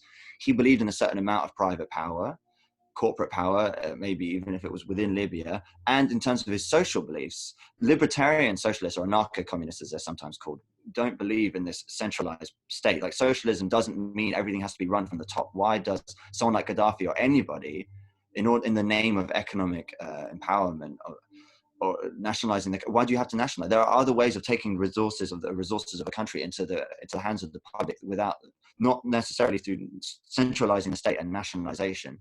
You don't have to. I think there's a lot of false dichotomies here. Yes, he was despised by the imperialists, but he himself was still a nationalist, and he centralized the power of the Libyan state in a lot of ways. And I'd love to see it if you concede that. I just want to. I don't think there's an understanding of the political system in Libya.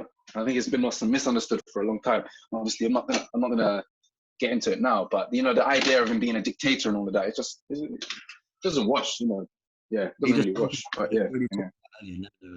Young people on TV, man. Like, you can't. He's a dictator. Sure, he took some the Libyan resources into national. How control. does that? How is that relevant to the? I mean, if hanging people it's just television isn't being a dictator, then I don't know what is. Quite simply, he's stripped people of their rights, especially Amazighi people and tribes. They've taken you're a champion of the Amazighi now. Okay, all right, cool. No. The problem is you're just appealing to emotion. Both of you are just appealing to emotion. I think that's not something that anyone can speak.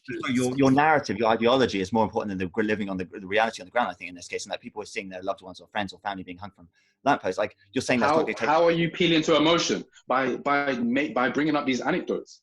Like, by responding to my point about the political system of Libya and the kind of the incompatibility of a dictator with the Libyan political system under Gaddafi, and then your response is an appeal to emotion. That's how it happened, Sean. I don't know if you're aware of how that conversation just went, but you literally appealed to emotion. We're appealing with facts. You literally appealed to emotion when I made a point about the Libyan political system being incongruent with a dictator.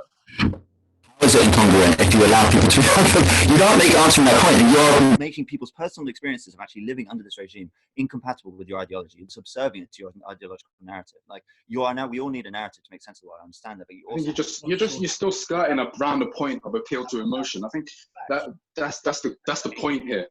Bringing up anecdotes.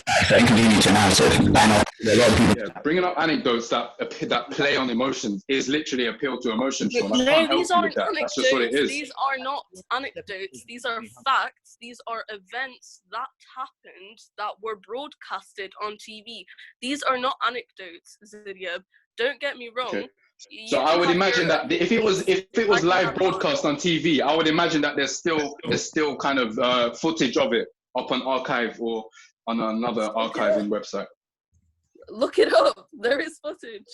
Maybe okay. I reckon it would be more useful if we define what dictatorship is before we say that Gaddafi is a dictator. So maybe Silsabel or Sean, could you give us your definition of what a dictator is? I think Silsabel, you should step in there.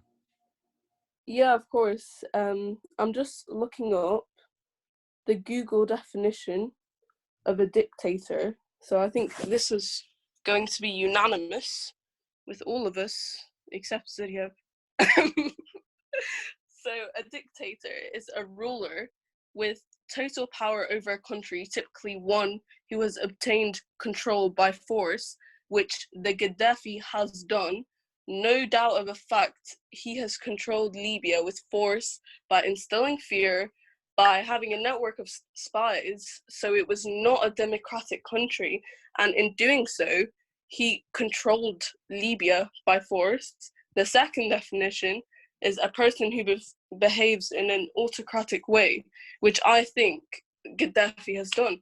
So, this is fact. He was a dictator. His campaign, all the things that he has done is pointing towards him being a dictator. So I don't see how this fact can be disputed. And let me add something else as well. Let me add something to that. I have a question. Can I ask a question? Of course, Andres. Yeah. Do you think certain society, certain culture, they need dictator?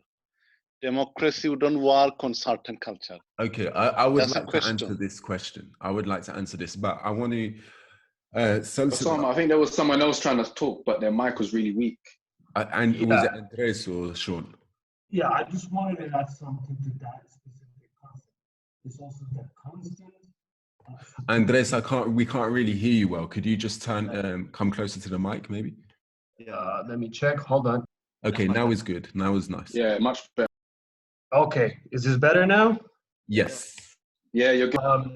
I was just want to add something that I remembered after this woman, the lady, read this concept that attached to the concept of what a dictator is the constant prosecution or the constant suppression of political rivals and the inexistence, or always looking for the inexistence of opposition.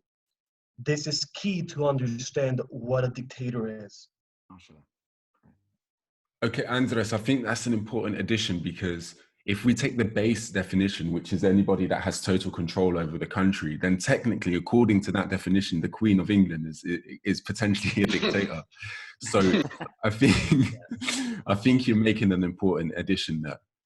Right. Yeah, absolutely. It's not that you're suppressing the opposition, it's that you're constantly looking for eliminating the rivals. It's not that you're accomplishing it, it's that you're constantly looking to obtain it. That's just the point that I wanted to add, right?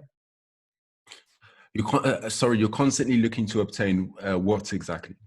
Lack of opposition. I think. Lack of opposition. Yeah, to eliminating the opposition, right? It's not that for example, what I was trying to say is maybe it's possible that you will not eliminate all the rivals, but you're constantly looking to achieve it. That's a fascinating point. You're saying it's like an ongoing process, almost. Dictatorship is an ongoing. Right, correct. Yeah. Right, so... But the problem with that, okay, go on.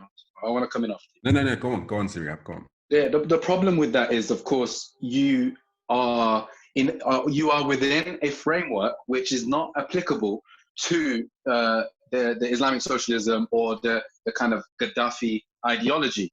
What I'm saying is the idea of an opposition is within our framework. We understand the opposition, we understand. But if you're talking, and the thing is, the page is up there, so the Green Book makes it clear that the idea, and it goes underneath the topic of representative democracy. He believes that the idea of representative democracy is itself a fallacy, and the best way of governance is direct democracy, and that's why you had all of these popular committees up and down the country, which was perhaps more successful in the 70s and 80s than it was later on in the 90s and the noughties.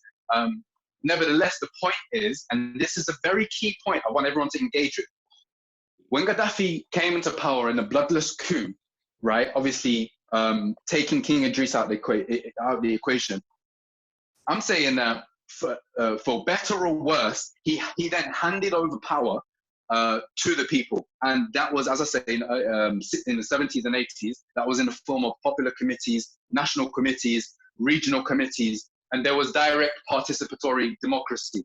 And then he obviously took the role of guide of the revolution. So the revolution had occurred where the old order of crony capitalism, where the king could just give a license to Exxon to exploit oil, right? Moving towards this socialism that he's constructed, and then giving responsibility to the people to conduct their affairs. Now, what I'm saying is, when that decision was made, whether it was correct or incorrect, the point is that at that point, early on, just after the revolution in the 70s and 80s, yeah, the people are now responsible for what occurs.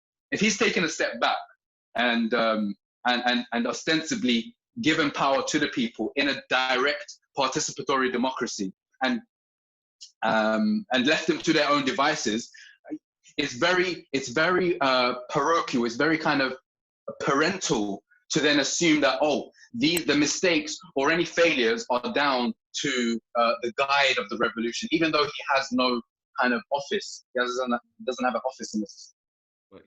And then the point is not to get lost in the point about the opposition. In direct participatory democracy, there is no opposition.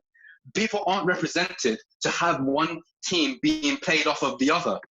All you have is people being engaged in a democratic process and this direct participatory democracy, which makes oppositions redundant. So there is no opposition in that sense, in the way that we conceptualize it. Of course, there's going to be people who aren't happy with the system, right? And obviously, this is the conversation where the kind of repression occurs, where, you know, who decides on what is the best form of governance, of course, and obviously that's the conversation that should be. I think the thing is, it wasn't a question of governance, but it was a question of dictatorship. I think we should stop referring to it as a government and start referring it to a dictatorship, what it actually is. But Sensible, first we need to agree on a common definition of dictatorship, and I think it seems like most people here maybe can agree that a dictator is somebody that not only has total power over the country, but also actively seeks to repress opposition. So I guess what you would need to do at this stage is, number one, see if Ziriab agrees with this definition, and number two, you would need to demonstrate to him examples of Gaddafi actively suppressing opposition. Yeah, well, I think we already answered the second question, how he suppresses opposition by even just killing students protesting at universities, and by having a network of spies and even sending spies to London to eradicate any opposition. I think that's really important to note. That is an example of oppressing opposition. And of course, Ziryab, if you agree that that is what a definition of what a dictator is, then we can move forward in this debate and start calling it what it is. Amal, can I just ask, can you hear me now? Because you're saying in the chat you can't hear me. Yeah, it's between you and Ziryab. Fight it out between them. I'm not involved. No, I'm just thinking the mic. I was holding the mic too close to my face. I think he has answered that to an extent, but I wanted to come back to what he said about the opposition not being in his framework. And I was saying, well, whose fault is that? Like, you're saying that it's not in his framework. You're saying that it's just a participatory democracy, or everyone has the right to participate. Well, you don't really have the right to participate in a system if you can't criticize the system itself. If you can't criticize the you're participating in, if you can't refine the system and the decisions that are made at the top or around the peripheries of that system, you're saying, you can play the game as long as you never question it. And I don't see how that, he didn't allow opposition, but great. Like, how does that dispute the idea that he was a dictator? If you create a system that doesn't allow opposition, and your system might be internally coherent, but it's not coherent with basic notions of kind of human rights and freedom. And with European notions of human rights. Now, the point is here that the idea of a dictatorship, and why I can't bring myself to call Gaddafi a dictator is because Sean, you've had your chance. Let me respond. You've said that before. The point is that when you're looking at Gaddafi, the idea of a dictator is the exercise of absolute power. This is the definition. The definition of a dictator is that absolute power is exercised by the dictator. So the question is, where does power lie in Gaddafi's Libya? The answer to that question is that on paper, the power lies with the committees, whether it's the popular or the regional or whatever. What I'm saying is, again, and I actually made this clear earlier, that the committees were more potent closer to the revolution, closer to in the 70s and 80s than they were later on in the 90s and the noughties. The popular committees were they kind of fell out of favor, and there was a lot of problems with it. It wasn't a perfect system, of course not. However, the point is that power was exercised by these committees and not by the executive. Because your guys are trying to make out as though Gaddafi was the executive, as though he was the number one. But of course, that's not the reality. Yeah. I found the definition that you used. You missed out the second bit. So it says a dictator is someone who has absolute power by this website, or at least behaves as if they do by bossing others around. In government, a dictator is a ruler who has total control of a country with no checks or balances to prevent abuse of power. What did Gaddafi do? He had no checks or balances, and he abused his power. And by your own definition, he is a dictator.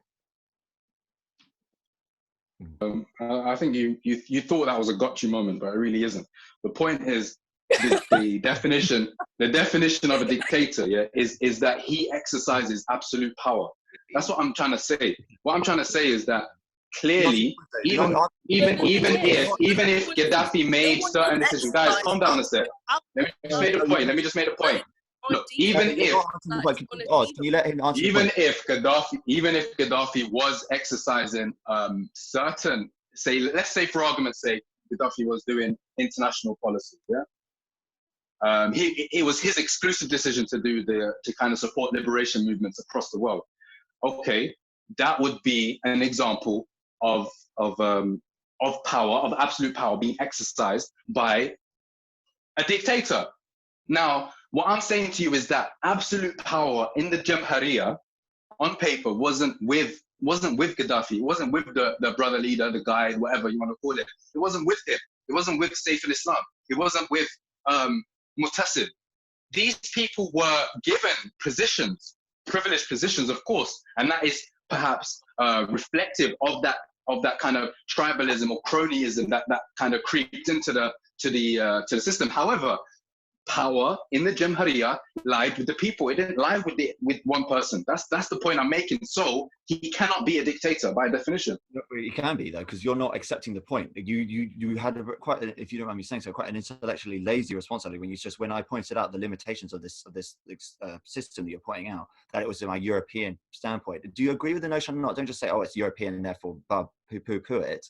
I'm saying that if the system means that you can only give as much power to the people as you allow or as much as you want, but the people don't have the ability to question the parameters of that system. He had control over that system, and that he had absolute control over the parameters and the exact amount of power that the people were allowed to exercise. They couldn't question the system they were in. I mean, you can call that Europeanism or whatever if you like, but do you agree with that or not? Like, do you think that's fair or not?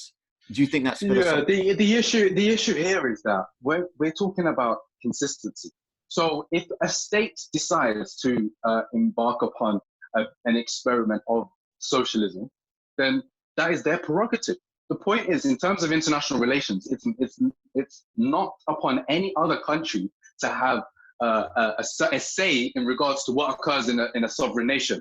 That is up for those people. And the problem is, of course, when we're talking about Libya, is that decision was amplified by foreign interests. Now, of course, the people the people who are revolutionaries will see, well, by any means necessary, doesn't matter who supported us. At the end of the day, we got Gaddafi out and we achieved what we wanted. Of course, and then you're faced with what Libya is actually going through right now. And I don't know, it's very hard, but that's their prerogative. If people from Libya want to say that and they're happy with that, that's their privilege. What I'm saying is that when it comes to the Jamhuriya, the idea of, or the identification of Gaddafi as a dictator doesn't hold water, because especially during the formative period of the revolution, absolute power lied with the popular committees. That's the point I'm making. Now, with regards to the criticism about, oh, look, you're not able to criticize the actual parameters and you're not allowed to question whether this system is the best for us.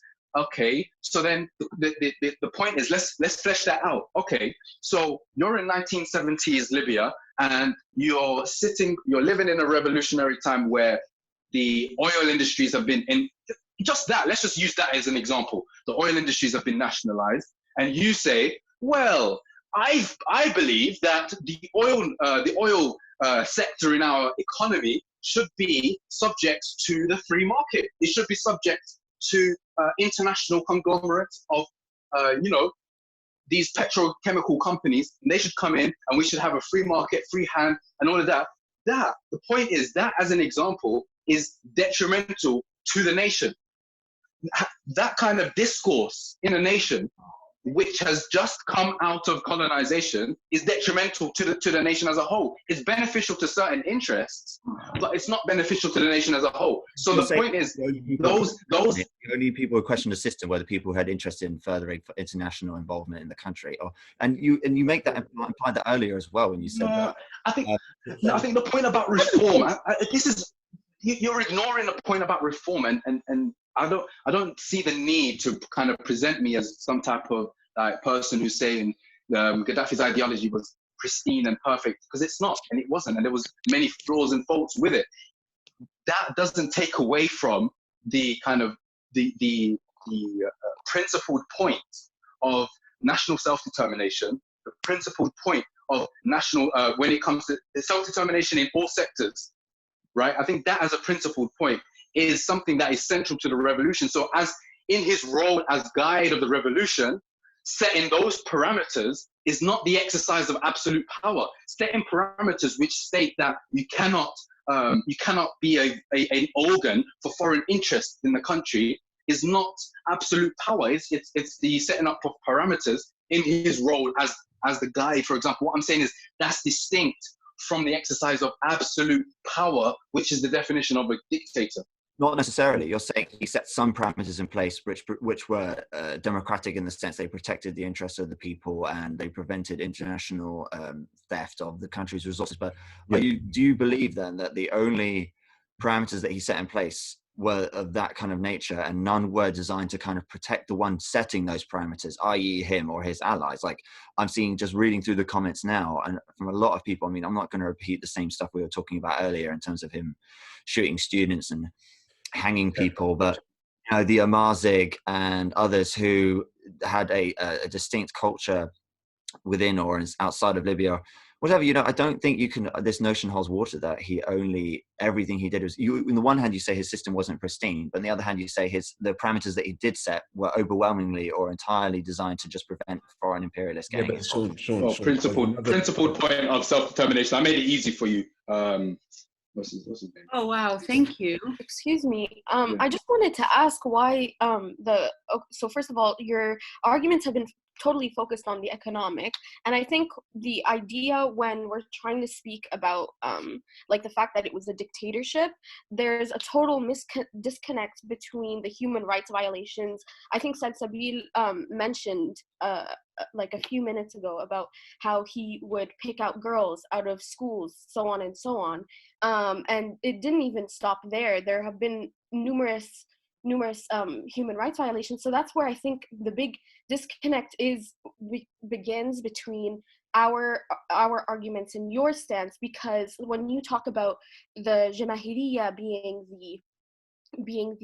the way that the people were able to mobilize power, there was no way that was going to happen, given the fact that Gaddafi would hang you publicly, and there are videos, and I've put them in the group chat, that it wasn't possible. Like Gaddafi could tell you that it's a Jamahiriya, Gaddafi could tell you so and so and so, but it doesn't mean that in practice that was actually happening. So that's where I just don't understand where your argument stands, because yes, he could, like, for example, people will say that the literacy rates were extremely high in Gaddafi's Libya, but that didn't really mean anything, given the fact that censorship was censoring anything that was a Western, against him, like anything that would even spark the idea of a revolution against him was taken away. And so you have these articles that I can send. I know that you really enjoy reading these articles by the Libyan Observer, for example, where in Meydan Shuhada, one of the squares in Tripoli, where these people are telling the journalists that we have to rewrite our constitutions, and we'd never even had these resources to even write the constitution, because it has always been one power, whether it be the Melek, the king, the monarchy, or it be Gaddafi. And so that's probably my point, is that your focus is okay on economic, where honestly he was hoarding wealth. There was no argument about that, I think. And I think that another point is that the human rights violations need to be focused on. Okay, yeah, this is interesting. You raised some interesting points. So let me speak to the points about human rights violations. I've made no bones about it. I've not said that Gaddafi didn't, or the Gaddafi regime did not commit any human rights violations. Of course, I was arguing at the beginning the weaponization of these human rights violations, and of course the parliamentary report on the Libya situation, of course,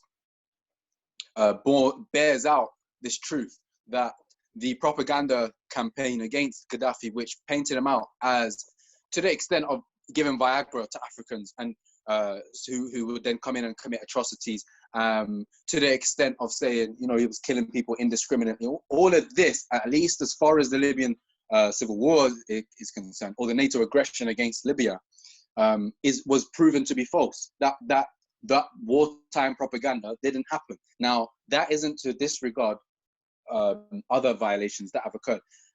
As I say, I'm well aware. I'm well aware of anecdotes. I've spoken and I speak to Libyans, and they tell me about these things. But my point isn't to deny this at all. I readily accept it. It's not something I have a problem with acknowledging.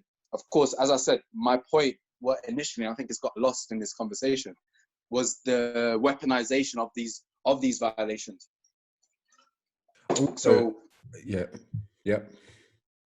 So what? Yeah. So I mean, to the other points about the popular committees, I think it's either true or it's not that in the 70s and the 80s, absolute power lied with the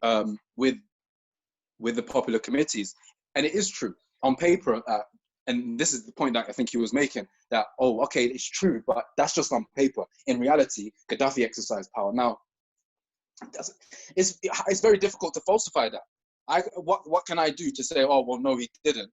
All I can do is just basically make the argument as intellectually as honest as I can in terms of what we know, in terms of what we can verify. So, and the problem, the point I've been making, or how I've problematized anecdotes, is not generally, because I hear a lot of anecdotes from Libyans, but the point is specifically when having a conversation around this topic, it doesn't really, it's an anecdote. There's no way I can kind of corroborate it. So if you've gone through it, for example, or if you know someone who's gone through it, it might be true to you, but then how are you going to prove it to anyone else? Beyond appealing to emotion. So, and that's the other thing. I'm going to look at the video you sent about the so-called trial of a particular person who was agitating abroad. But I think the way in which, if we're going to hold Libya, the Jamahiriya, to a standard, we need to be very clear as to what standard that is. And we have to be very aware of falling into anachronisms or kind of superimposing modern standards upon a standard in the past. And all of this, I think, is geared towards delegitimizing the kind of Gaddafi era. And I feel like that's doing a disservice to that Gaddafi era, because as I say, there's negatives, but there's a lot of positives. So when I'm speaking about the positives, it's only to offset the negatives which are being brought up, and I'm not contending. So yeah. But you accept they aren't all anecdotes, like there are some. Wait, hang on, Sean. 1 second. Khairia, I just wanna establish something. So it's a question for you and Sensibly. This basically, I think that Ziryab, one of the points that Ziryab makes that I agree with is that if you agree that Gaddafi consolidated more power than he should have consolidated in his nation, and he exerted or abused this power, by eliminating him or by toppling him, you're actually opening the door for another force to exert their own power in the vacuum. So how would you answer this question? But what do you mean by like how I transition to power? Is that the question? What I mean is so what would you say to somebody that says to you, okay, you're intending to get rid of somebody that you consider a dictator. Now, I would agree with you that I generally consider Gaddafi to be an autocrat, right? But in doing so, you're opening the door for other foreign actors to then abuse their power in that country. So if your ultimate goal is to get rid of somebody that abuses power, that doesn't necessarily happen by the elimination of one actor that's doing that in that country. Yeah, for sure. And the thing is, like, personally, I don't agree with the way that Gaddafi was taken out of his seat of power. I think that's a big reason for why politically we're unstable right now. And honestly, like, I can understand why the murder of him happened the way it did, because it was essentially 40 years of pain being released into this one human being, and kind of like the rush of adrenaline or whatever. But the idea is that ideally he would have been taken to court, and then we would have had so many more answers to facilitate the transition from him to a parliament, for example, or a prime ministry or whatever we had decided. It would have been a free elections and it would have been easier. But what we have right now, given the transition from him, and without him, is a gap. He had the key to a lot of resources, and I know that anecdotes aren't really the best resources or sources, but there are so many historical archives that he has kept that we don't know about. For example, going back to when censorship was taken off given Gaddafi's death and toppling of his regime, people weren't allowed to study the monarchy, for example, or Italian colonialism. What they knew was what he allowed, and what he allowed was things that weren't incredibly resourceful or fully developed. But the idea is, and the quicker answer to your question is the fact that to facilitate a transition from a dictator, it's never easy, first of all.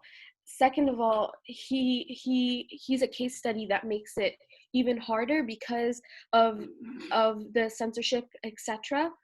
And I don't think it will be easy given the fact that he was murdered, and I would have preferred the fact that there was a trial and then a free elections. So I don't know, there's not really a good question. Do you not concede then that, so it seems like me and you agree that, yeah, we agree for sure. Gaddafi, I agree that Gaddafi needed to go, right? But I disagree with the way that it happened. Okay. Exactly. So do you then agree that as well as Gaddafi himself, the people that toppled him are also responsible for the censorship of whatever potential allegations were there? Because like you said, because he wasn't tried in a human rights court, we can't verify a lot of these anecdotes. So would you concede that the rebels are partly to blame for that as well? It's hard to put blame, I guess, on the rebels, just because they were kind of in a way taken advantage of. I think they had so much passion to rebuild the country, and they were willing to sacrifice their lives for this country, and so it felt like, in their idea, in their point of view, a necessary evil. But it's hard. I wouldn't put the blame on the rebels. I would put the blame on the leaders of those rebels, the militias that now the leaders of the militias that now are fighting for a seat in power. They were just taken advantage of. They were, like, if you look at the rebels, a lot of them were youth, and a lot of them were just taken advantage of. Again, they were willing to sacrifice their lives for this country.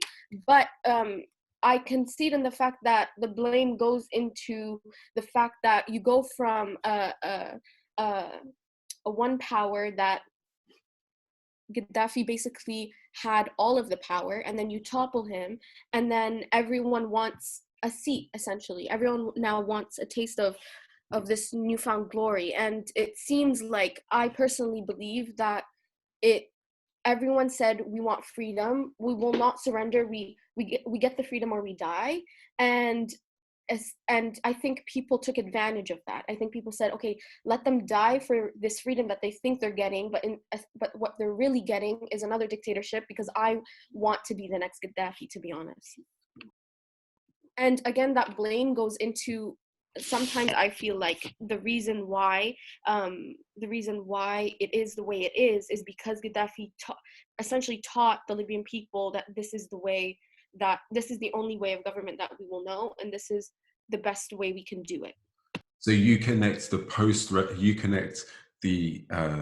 turbulence after the revolution with the fact that, in your opinion, Gaddafi failed to build the infrastructure for Libya to survive in his absence. Exactly. Thank you. Right. Can I come in on that? So would you, let me ask the question: would Khairia, would you blame because you mentioned about the leader blaming the leaders? I would contend. I would say we can't take away the agency and personal responsibility of every single person who was involved. I don't buy the whole, the romantic notion that these people were just starry-eyed and they just wanted, this. And that's the point. That kind of speaks to a point that was raised earlier, this romanticization of revolution. In the 18th century, when there was romantic revolution spreading across Europe, they were geared or centered on creation of national identities. It's a different topic. Bringing back to here, every single person involved is responsible and has agency. So I think it would go from the top. But so this is my question. So the personage of Abdul Hakim Belhaj, and more interestingly, although Abdul Hakim Belhaj is very interesting, the man, what's his name? What's his name?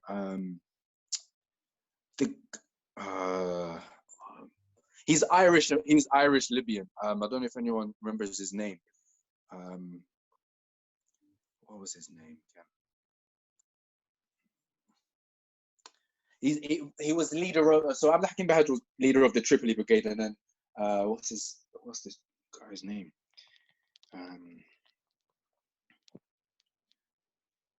I'll have to look it up now. Mahdi al-Harati, that's it. Mahdi al-Harati. Okay, so Mahdi al-Harati, leader of another brigade, and Abdul Hakim Belhaj, would you hold them responsible for some of the atrocities that were committed by the rebels? Because this is the other point. If we're saying that committing human rights violations excludes you or precludes you from ruling, then that means that General Haftar needs to go back to Langley. He needs to go back to the USA immediately, and back to his CIA safe house. That means that Sarraj needs to go under the jail. It means that Abdul Hakim Belhaj needs to come back from Qatar and go back into jail. It means that Mahdi al-Harati needs to go into jail. It means all of these people who are around the new Libya, all of these people that were involved in the so-called revolution are implicated in crimes against humanity. If we're being consistent now, because and I know inevitably what will occur at this point is that it's different for the revolutionaries, and that's what Gaddafi would have said when he was a revolutionary. The difference is that the Gaddafi revolution was bloodless. There was a bit of planning behind it, so it was bloodless, and that's a big operative difference between that revolution and this revolution in terms of that cyclical nature of revolutions. That's an operative difference. So when it comes to the apportioning of blame, I would argue if we're going to be consistent about this. About human rights violations, if we all agree human rights violations is problematic and excludes you from ruling, then I don't think Libya would have a ruler today. Sorry, if I may add, I think this should be information that everyone in this debate should know.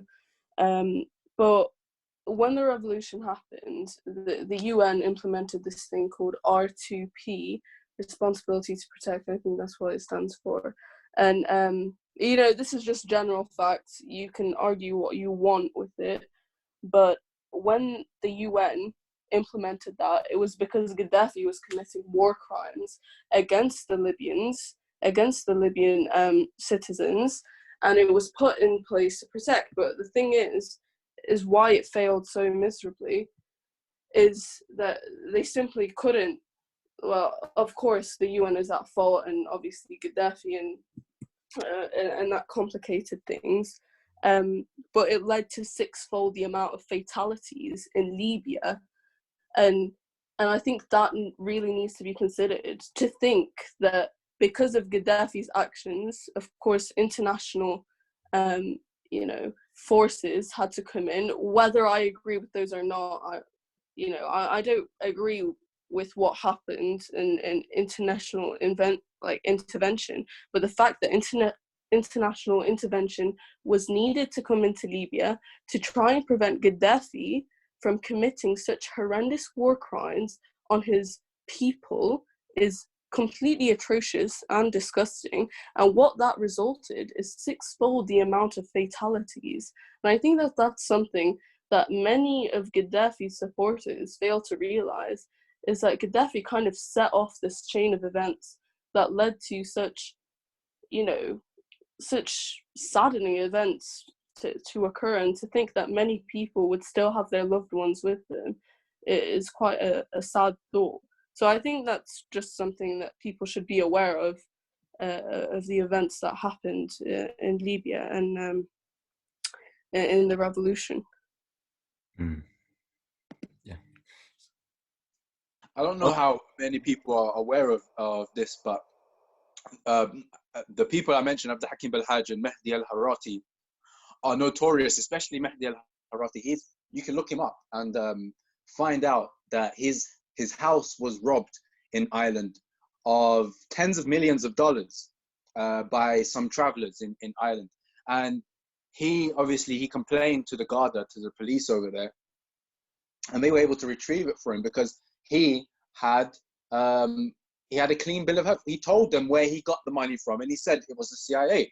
So I don't know how people feel about the connections between these groups, if it's problematic at all, or not. I don't know. Of course, it's problematic, but I think you're assuming, because you were saying earlier you thought someone else had a gotcha moment. I think you thought that was a gotcha moment there, and that we were going to excuse the atrocities that were also committed by the rebels. I read your article where they said that they asked some of the sub-Saharan Libyan soldiers to eat flags and all this stuff. You know, things happen during a revolution, but you're absolutely right to say that we should demand it just as a higher standard of the people who's followed Gaddafi as we ask of him. So yeah, I mean, I think you're expecting us to argue with you, but you're right. The fact that they had foreign support and that the government... No, I don't expect you to argue with me. The point is that it's one thing to say, oh, look, we should hold them to the same standard. Sorry, can you let Sean finish his point? It's another thing to... Yeah, it's another thing completely to say that this Tina, basically, there is no alternative now. So what I'm saying is, in terms of those people who are anti-Gaddafi and those people who are perturbed by Gaddafi, yeah, what I'm saying is, okay, and you've told me why. You've kind of, obviously, you've heard many anecdotes about the atrocities committed, and that naturally affects you in such a way. But what I'm saying is, you would have to then extend it and get rid of that romantic notion of the rebels. You would have to really critically analyze that romantic idea you have of the rebels and say, well, can I only maintain this romantic vision if I take away agency and responsibility from the people who were involved? And the answer is obviously yes, because Khayriya said earlier that she blames the militia leaders and not the militia men. No, not necessarily. That's not necessarily the choice there at all. That you can make a distinction between having a romantic notion of a revolution or the need to remove a certain individual while not having as a romantic idea of the people who carried out the revolution. Like, an ideal is often more noble than the people who implemented it. Like, you know, we can talk about Islam and then the inadequacies of individual Muslims, let's say, right? Like, I think I agree with everyone else who has said that in an ideal world, the Gaddafi would have been removed. Maybe the way that we can end this conversation on a kind of conciliatory or unanimous note is, if everyone agrees that Gaddafi could have been removed better, what would have been that better? How do you envision, Saif? I suppose this should how do you imagine? I'm definitely throwing a spanner in the works straight away, and I'll just get it off so everyone else can jump in. But no, the idea of removing someone that's problematic. And I can never accept no, I'm not saying that he has to be removed per se, but how would you give people the option of removing him within his own country, his own community, if you believe that a leader can be fallible and that there should be a mechanism in place for removing them if there was internal reform? Yeah, internal reform occurs at its own pace. The problem with the Libya situation is that the problem is with the situation in Libya is that foreign intervention has created a petri dish of war and destruction. No, but can I ask you that you're saying that it has to happen at its own pace? But okay, I agree with you. Sure, every process has to happen organically. But are you implying that he would have allowed to happen? That often foreign intervention. Okay, Sean, this is the last thing I want to say on this. Yeah, it's not about me allowing. It's not about me. It's not about allowing or anything like that. I'm just making a principled point. My principal point is that I can never accept the notion that a leader needs to be removed, quote unquote. Can I complete a thought? The the leader doesn't need to be removed. A leader should be removed based on when certain criteria are met. Who am I to say, or who are you to say, or is anyone to say that a leader of an entire community or country has to be removed? What we are saying is well, that's happened. That's what happened. If enough people seek their removal, then there should be mechanisms in place that allow that. And if you can see that Gaddafi himself wasn't necessarily going to allow his own removal, and that if there are enough other people who wanted him gone, how should that have happened? Who could have allowed that? What mechanisms should have been in place to allow that organic reform process? Because do you honestly think reform is happening at a fast enough pace? And I mean, I'm happy to leave this question open to the floor and the people who live in Libya. But I don't think, having listened to this conversation and for a while now, and I'd love to get back to my Sahur in a minute, that they think that reform is likely to happen anytime soon, and that it was happening at a reasonable enough pace. Well, we're wrapping up in 10 minutes at 2:15. So we can quickly squeeze in the conversation about Sarraj, reform, Haftar, whatever.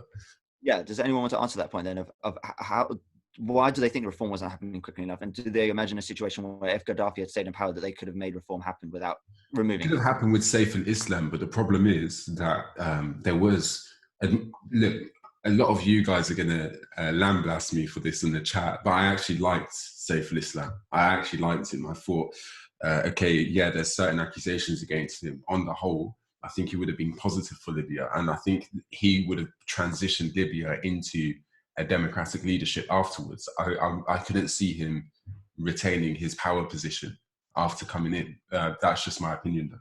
Maybe it's a naive one, but yeah. Sorry, I just have a question, Osama. Why did you think that Saif al-Islam would be a good leader? I'm interested because a lot of people say that it wouldn't have ended well either way. So the reason I think this is because, first of all, he occupies a unique position in that he was part of his father's regime. But at the same time, he had views that his father used to get frustrated by. So he was somebody who was one foot in, one foot out, which is exactly what I believe Libya needed in a time of transition, right? Also, I think he has the benefit of having different forms of education. So his education outside of Libya, going to university in London, and also his education and his upbringing in Libya. So it was clear that he had views that connected different opinions, and that he could consider alternative ways of thinking. Osama, have you read his paper, his PhD, by the way? I haven't read it. I know about it though. The one that they said that plagiarized or something. Yeah, no, it's interesting. It's interesting in terms of what you're saying. Insofar as Saif al-Islam had a different outlook and ideology, it's definitely borne out in that PhD. It was an economics PhD, wasn't it? Yeah. He was basically talking about integrating Libya into the global financial system fully. Yeah, I remember looking at this a while back, like when I was at uni. But what do you think of the allegation that it was plagiarized or whatever? Do you buy that? Or? Yeah, I think it's just fake news, man. I think there was a lot of, because when did that allegation come out? It was in like 2010 or something, no? 2000, I think. Yeah, 2010, I believe. Just close. Have LSE rescinded their PhD for him? No, but I think that lecturer stepped down, the one that was his supervisor. I think they forced him out of the... I think this is the point. In academic circles, obviously, for those of us who have gone to university, we know how easy it is to be done for plagiarism. Very easy. So I think had he plagiarized that dissertation, it would have come out. And there's post Gaddafi's removal, there's no interest on the part of LSE to keep up the lie. So let's assume that it was a lie and that it was the dissertation was awarded based on corruption. Then you would expect after Gaddafi had fallen that LSE would come out and say, yeah, we made a mistake. This guy has stepped down who was responsible for it, and we're going to take away his PhD. But they haven't done that. So I would imagine he got that PhD from his own efforts.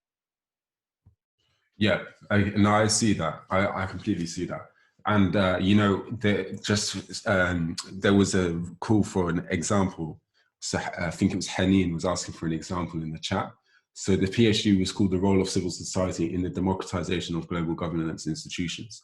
So you can see that he was interested in democratization, or at least his views are going to be partly influenced by his research. Now, I admit that's a flawed argument if you consider the fact that North Korean, Kim Jong-un, he studied abroad as well. That doesn't make him a great guy, yeah? I get that. And I understand the Eurocentric nature of the position as well, that somebody that studies in London may have more views that are more amenable to democracy. But I still think that perhaps Libyans should have given him a try under some kind of mandate or some kind of check and balance before going their full hog. Because right now, the situation is you've got a country that was split into three, Haftar, Sarraj, and Fajr, right?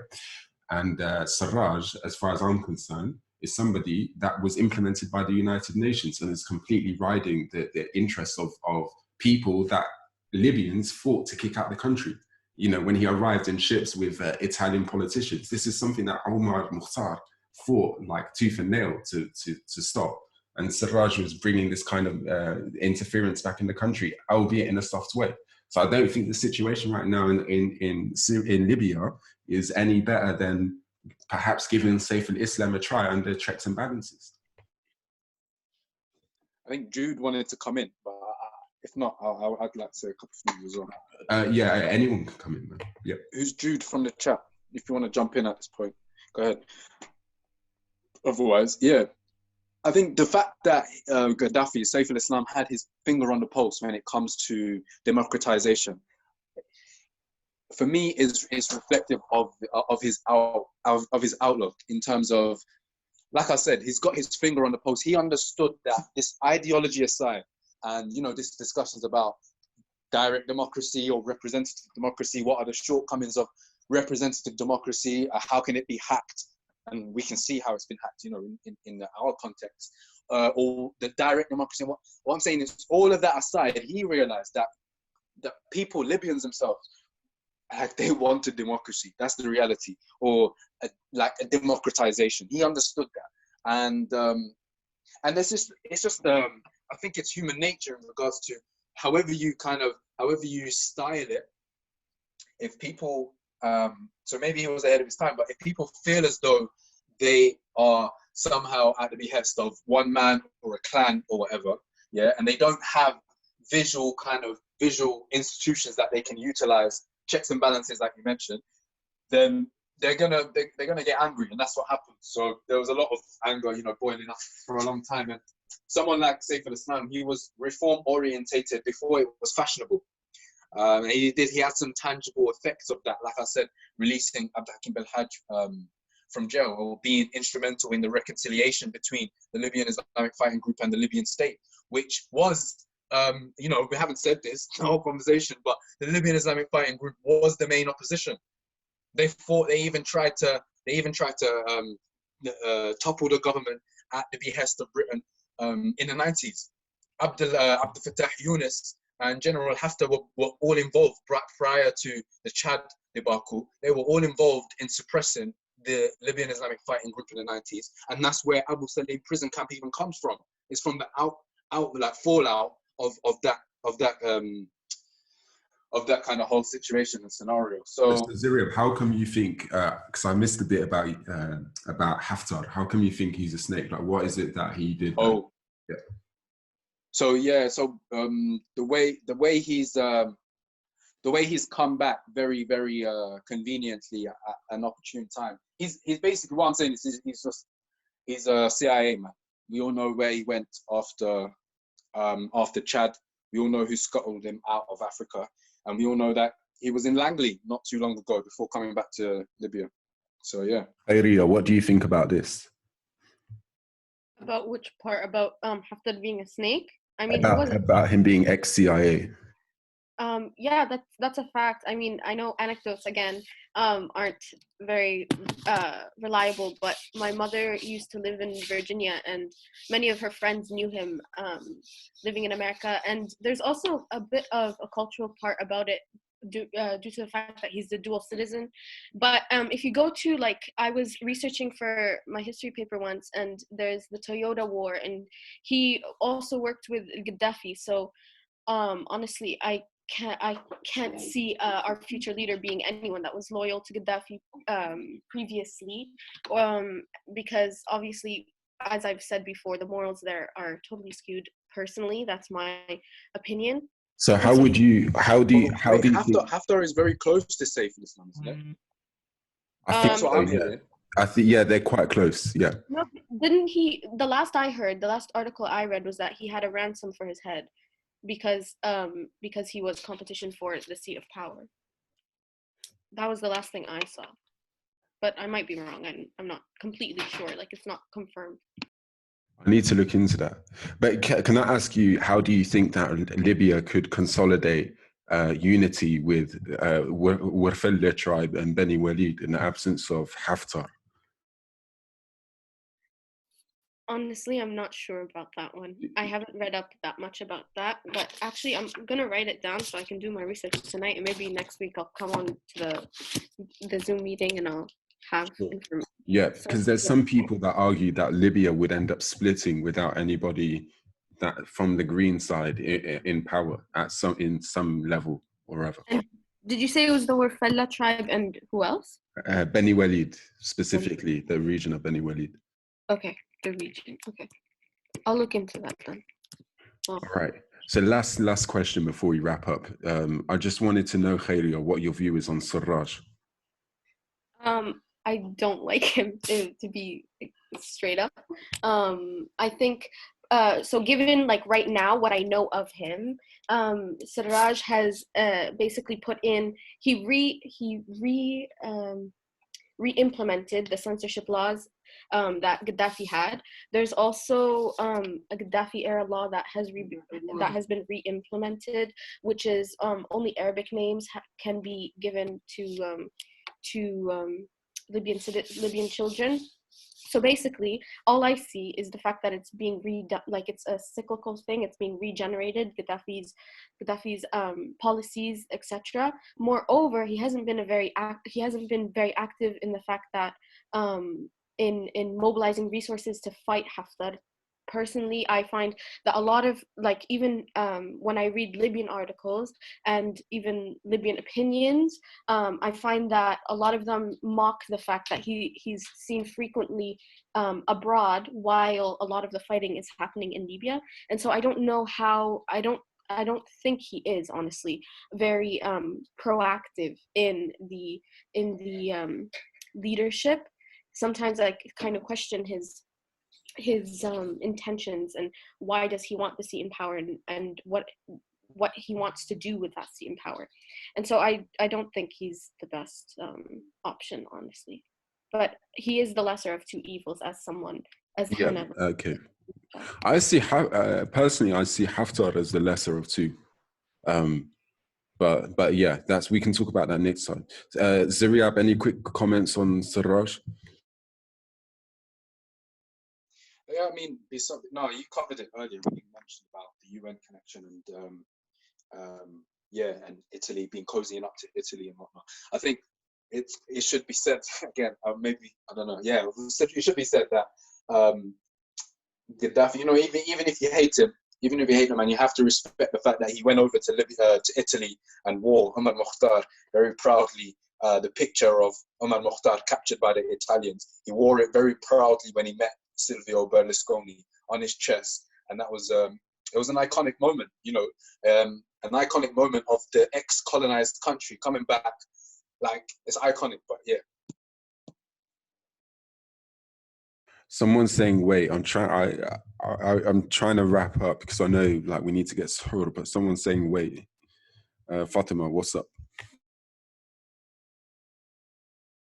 Anyway, while Fatima's typing, the next chat will be next Friday, 11 p.m. again. We're going to discuss Syria. Maybe we can touch up on Haftar and Sarraj before then. But we're going to discuss Syria. Because I was just going to say on Syria that obviously we've got a lot of Syrians being shipped over to Libya to fight in Libya. So it would be interesting to get people's thoughts on that.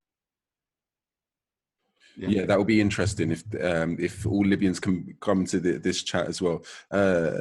Fatima's saying, can I elaborate on what exactly Haftar less of two? Yeah, so the reason Fatima said that was because of Sarraj's connections with the UN.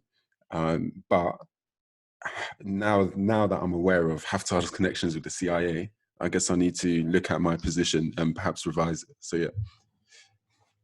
All right. So yeah, take care. And yeah, next Friday, 11 p.m. You can. Sorry.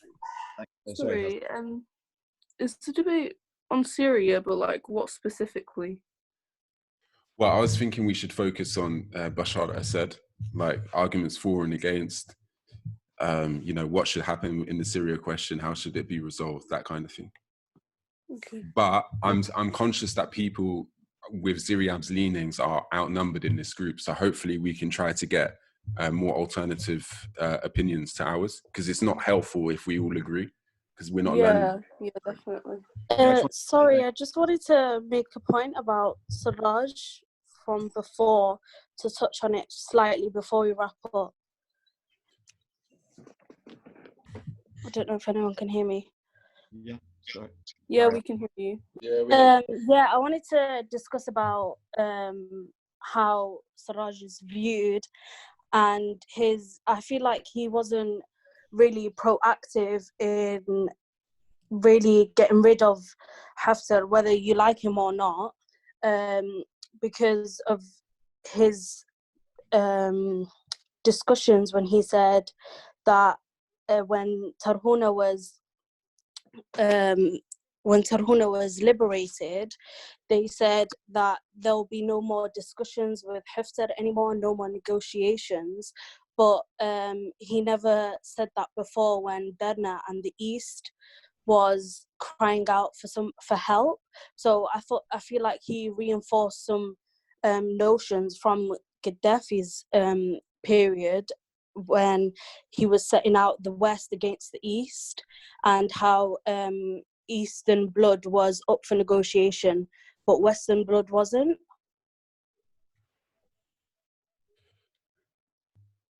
I'm not familiar with this. I don't know if anyone else wants to jump in on this. Yeah, quickly to the speaker. Do you think that it's down to geographical boundaries like that, as in the blood of the East was allowed because they're Easterners, or was it to do with the fact that Derna was occupied by the IS? I think it's definitely geographical and tribalist, because it was an idea and ideology that was reinforced throughout the 42 years that Gaddafi was there, and it's been carried on, because it's like, well, hang on, why is the Eastern blood not being allowed to be negotiated, but Western isn't? And it was kind of like a halt. Like, they said that now that the West is in danger, Haftar is no more, in that sense.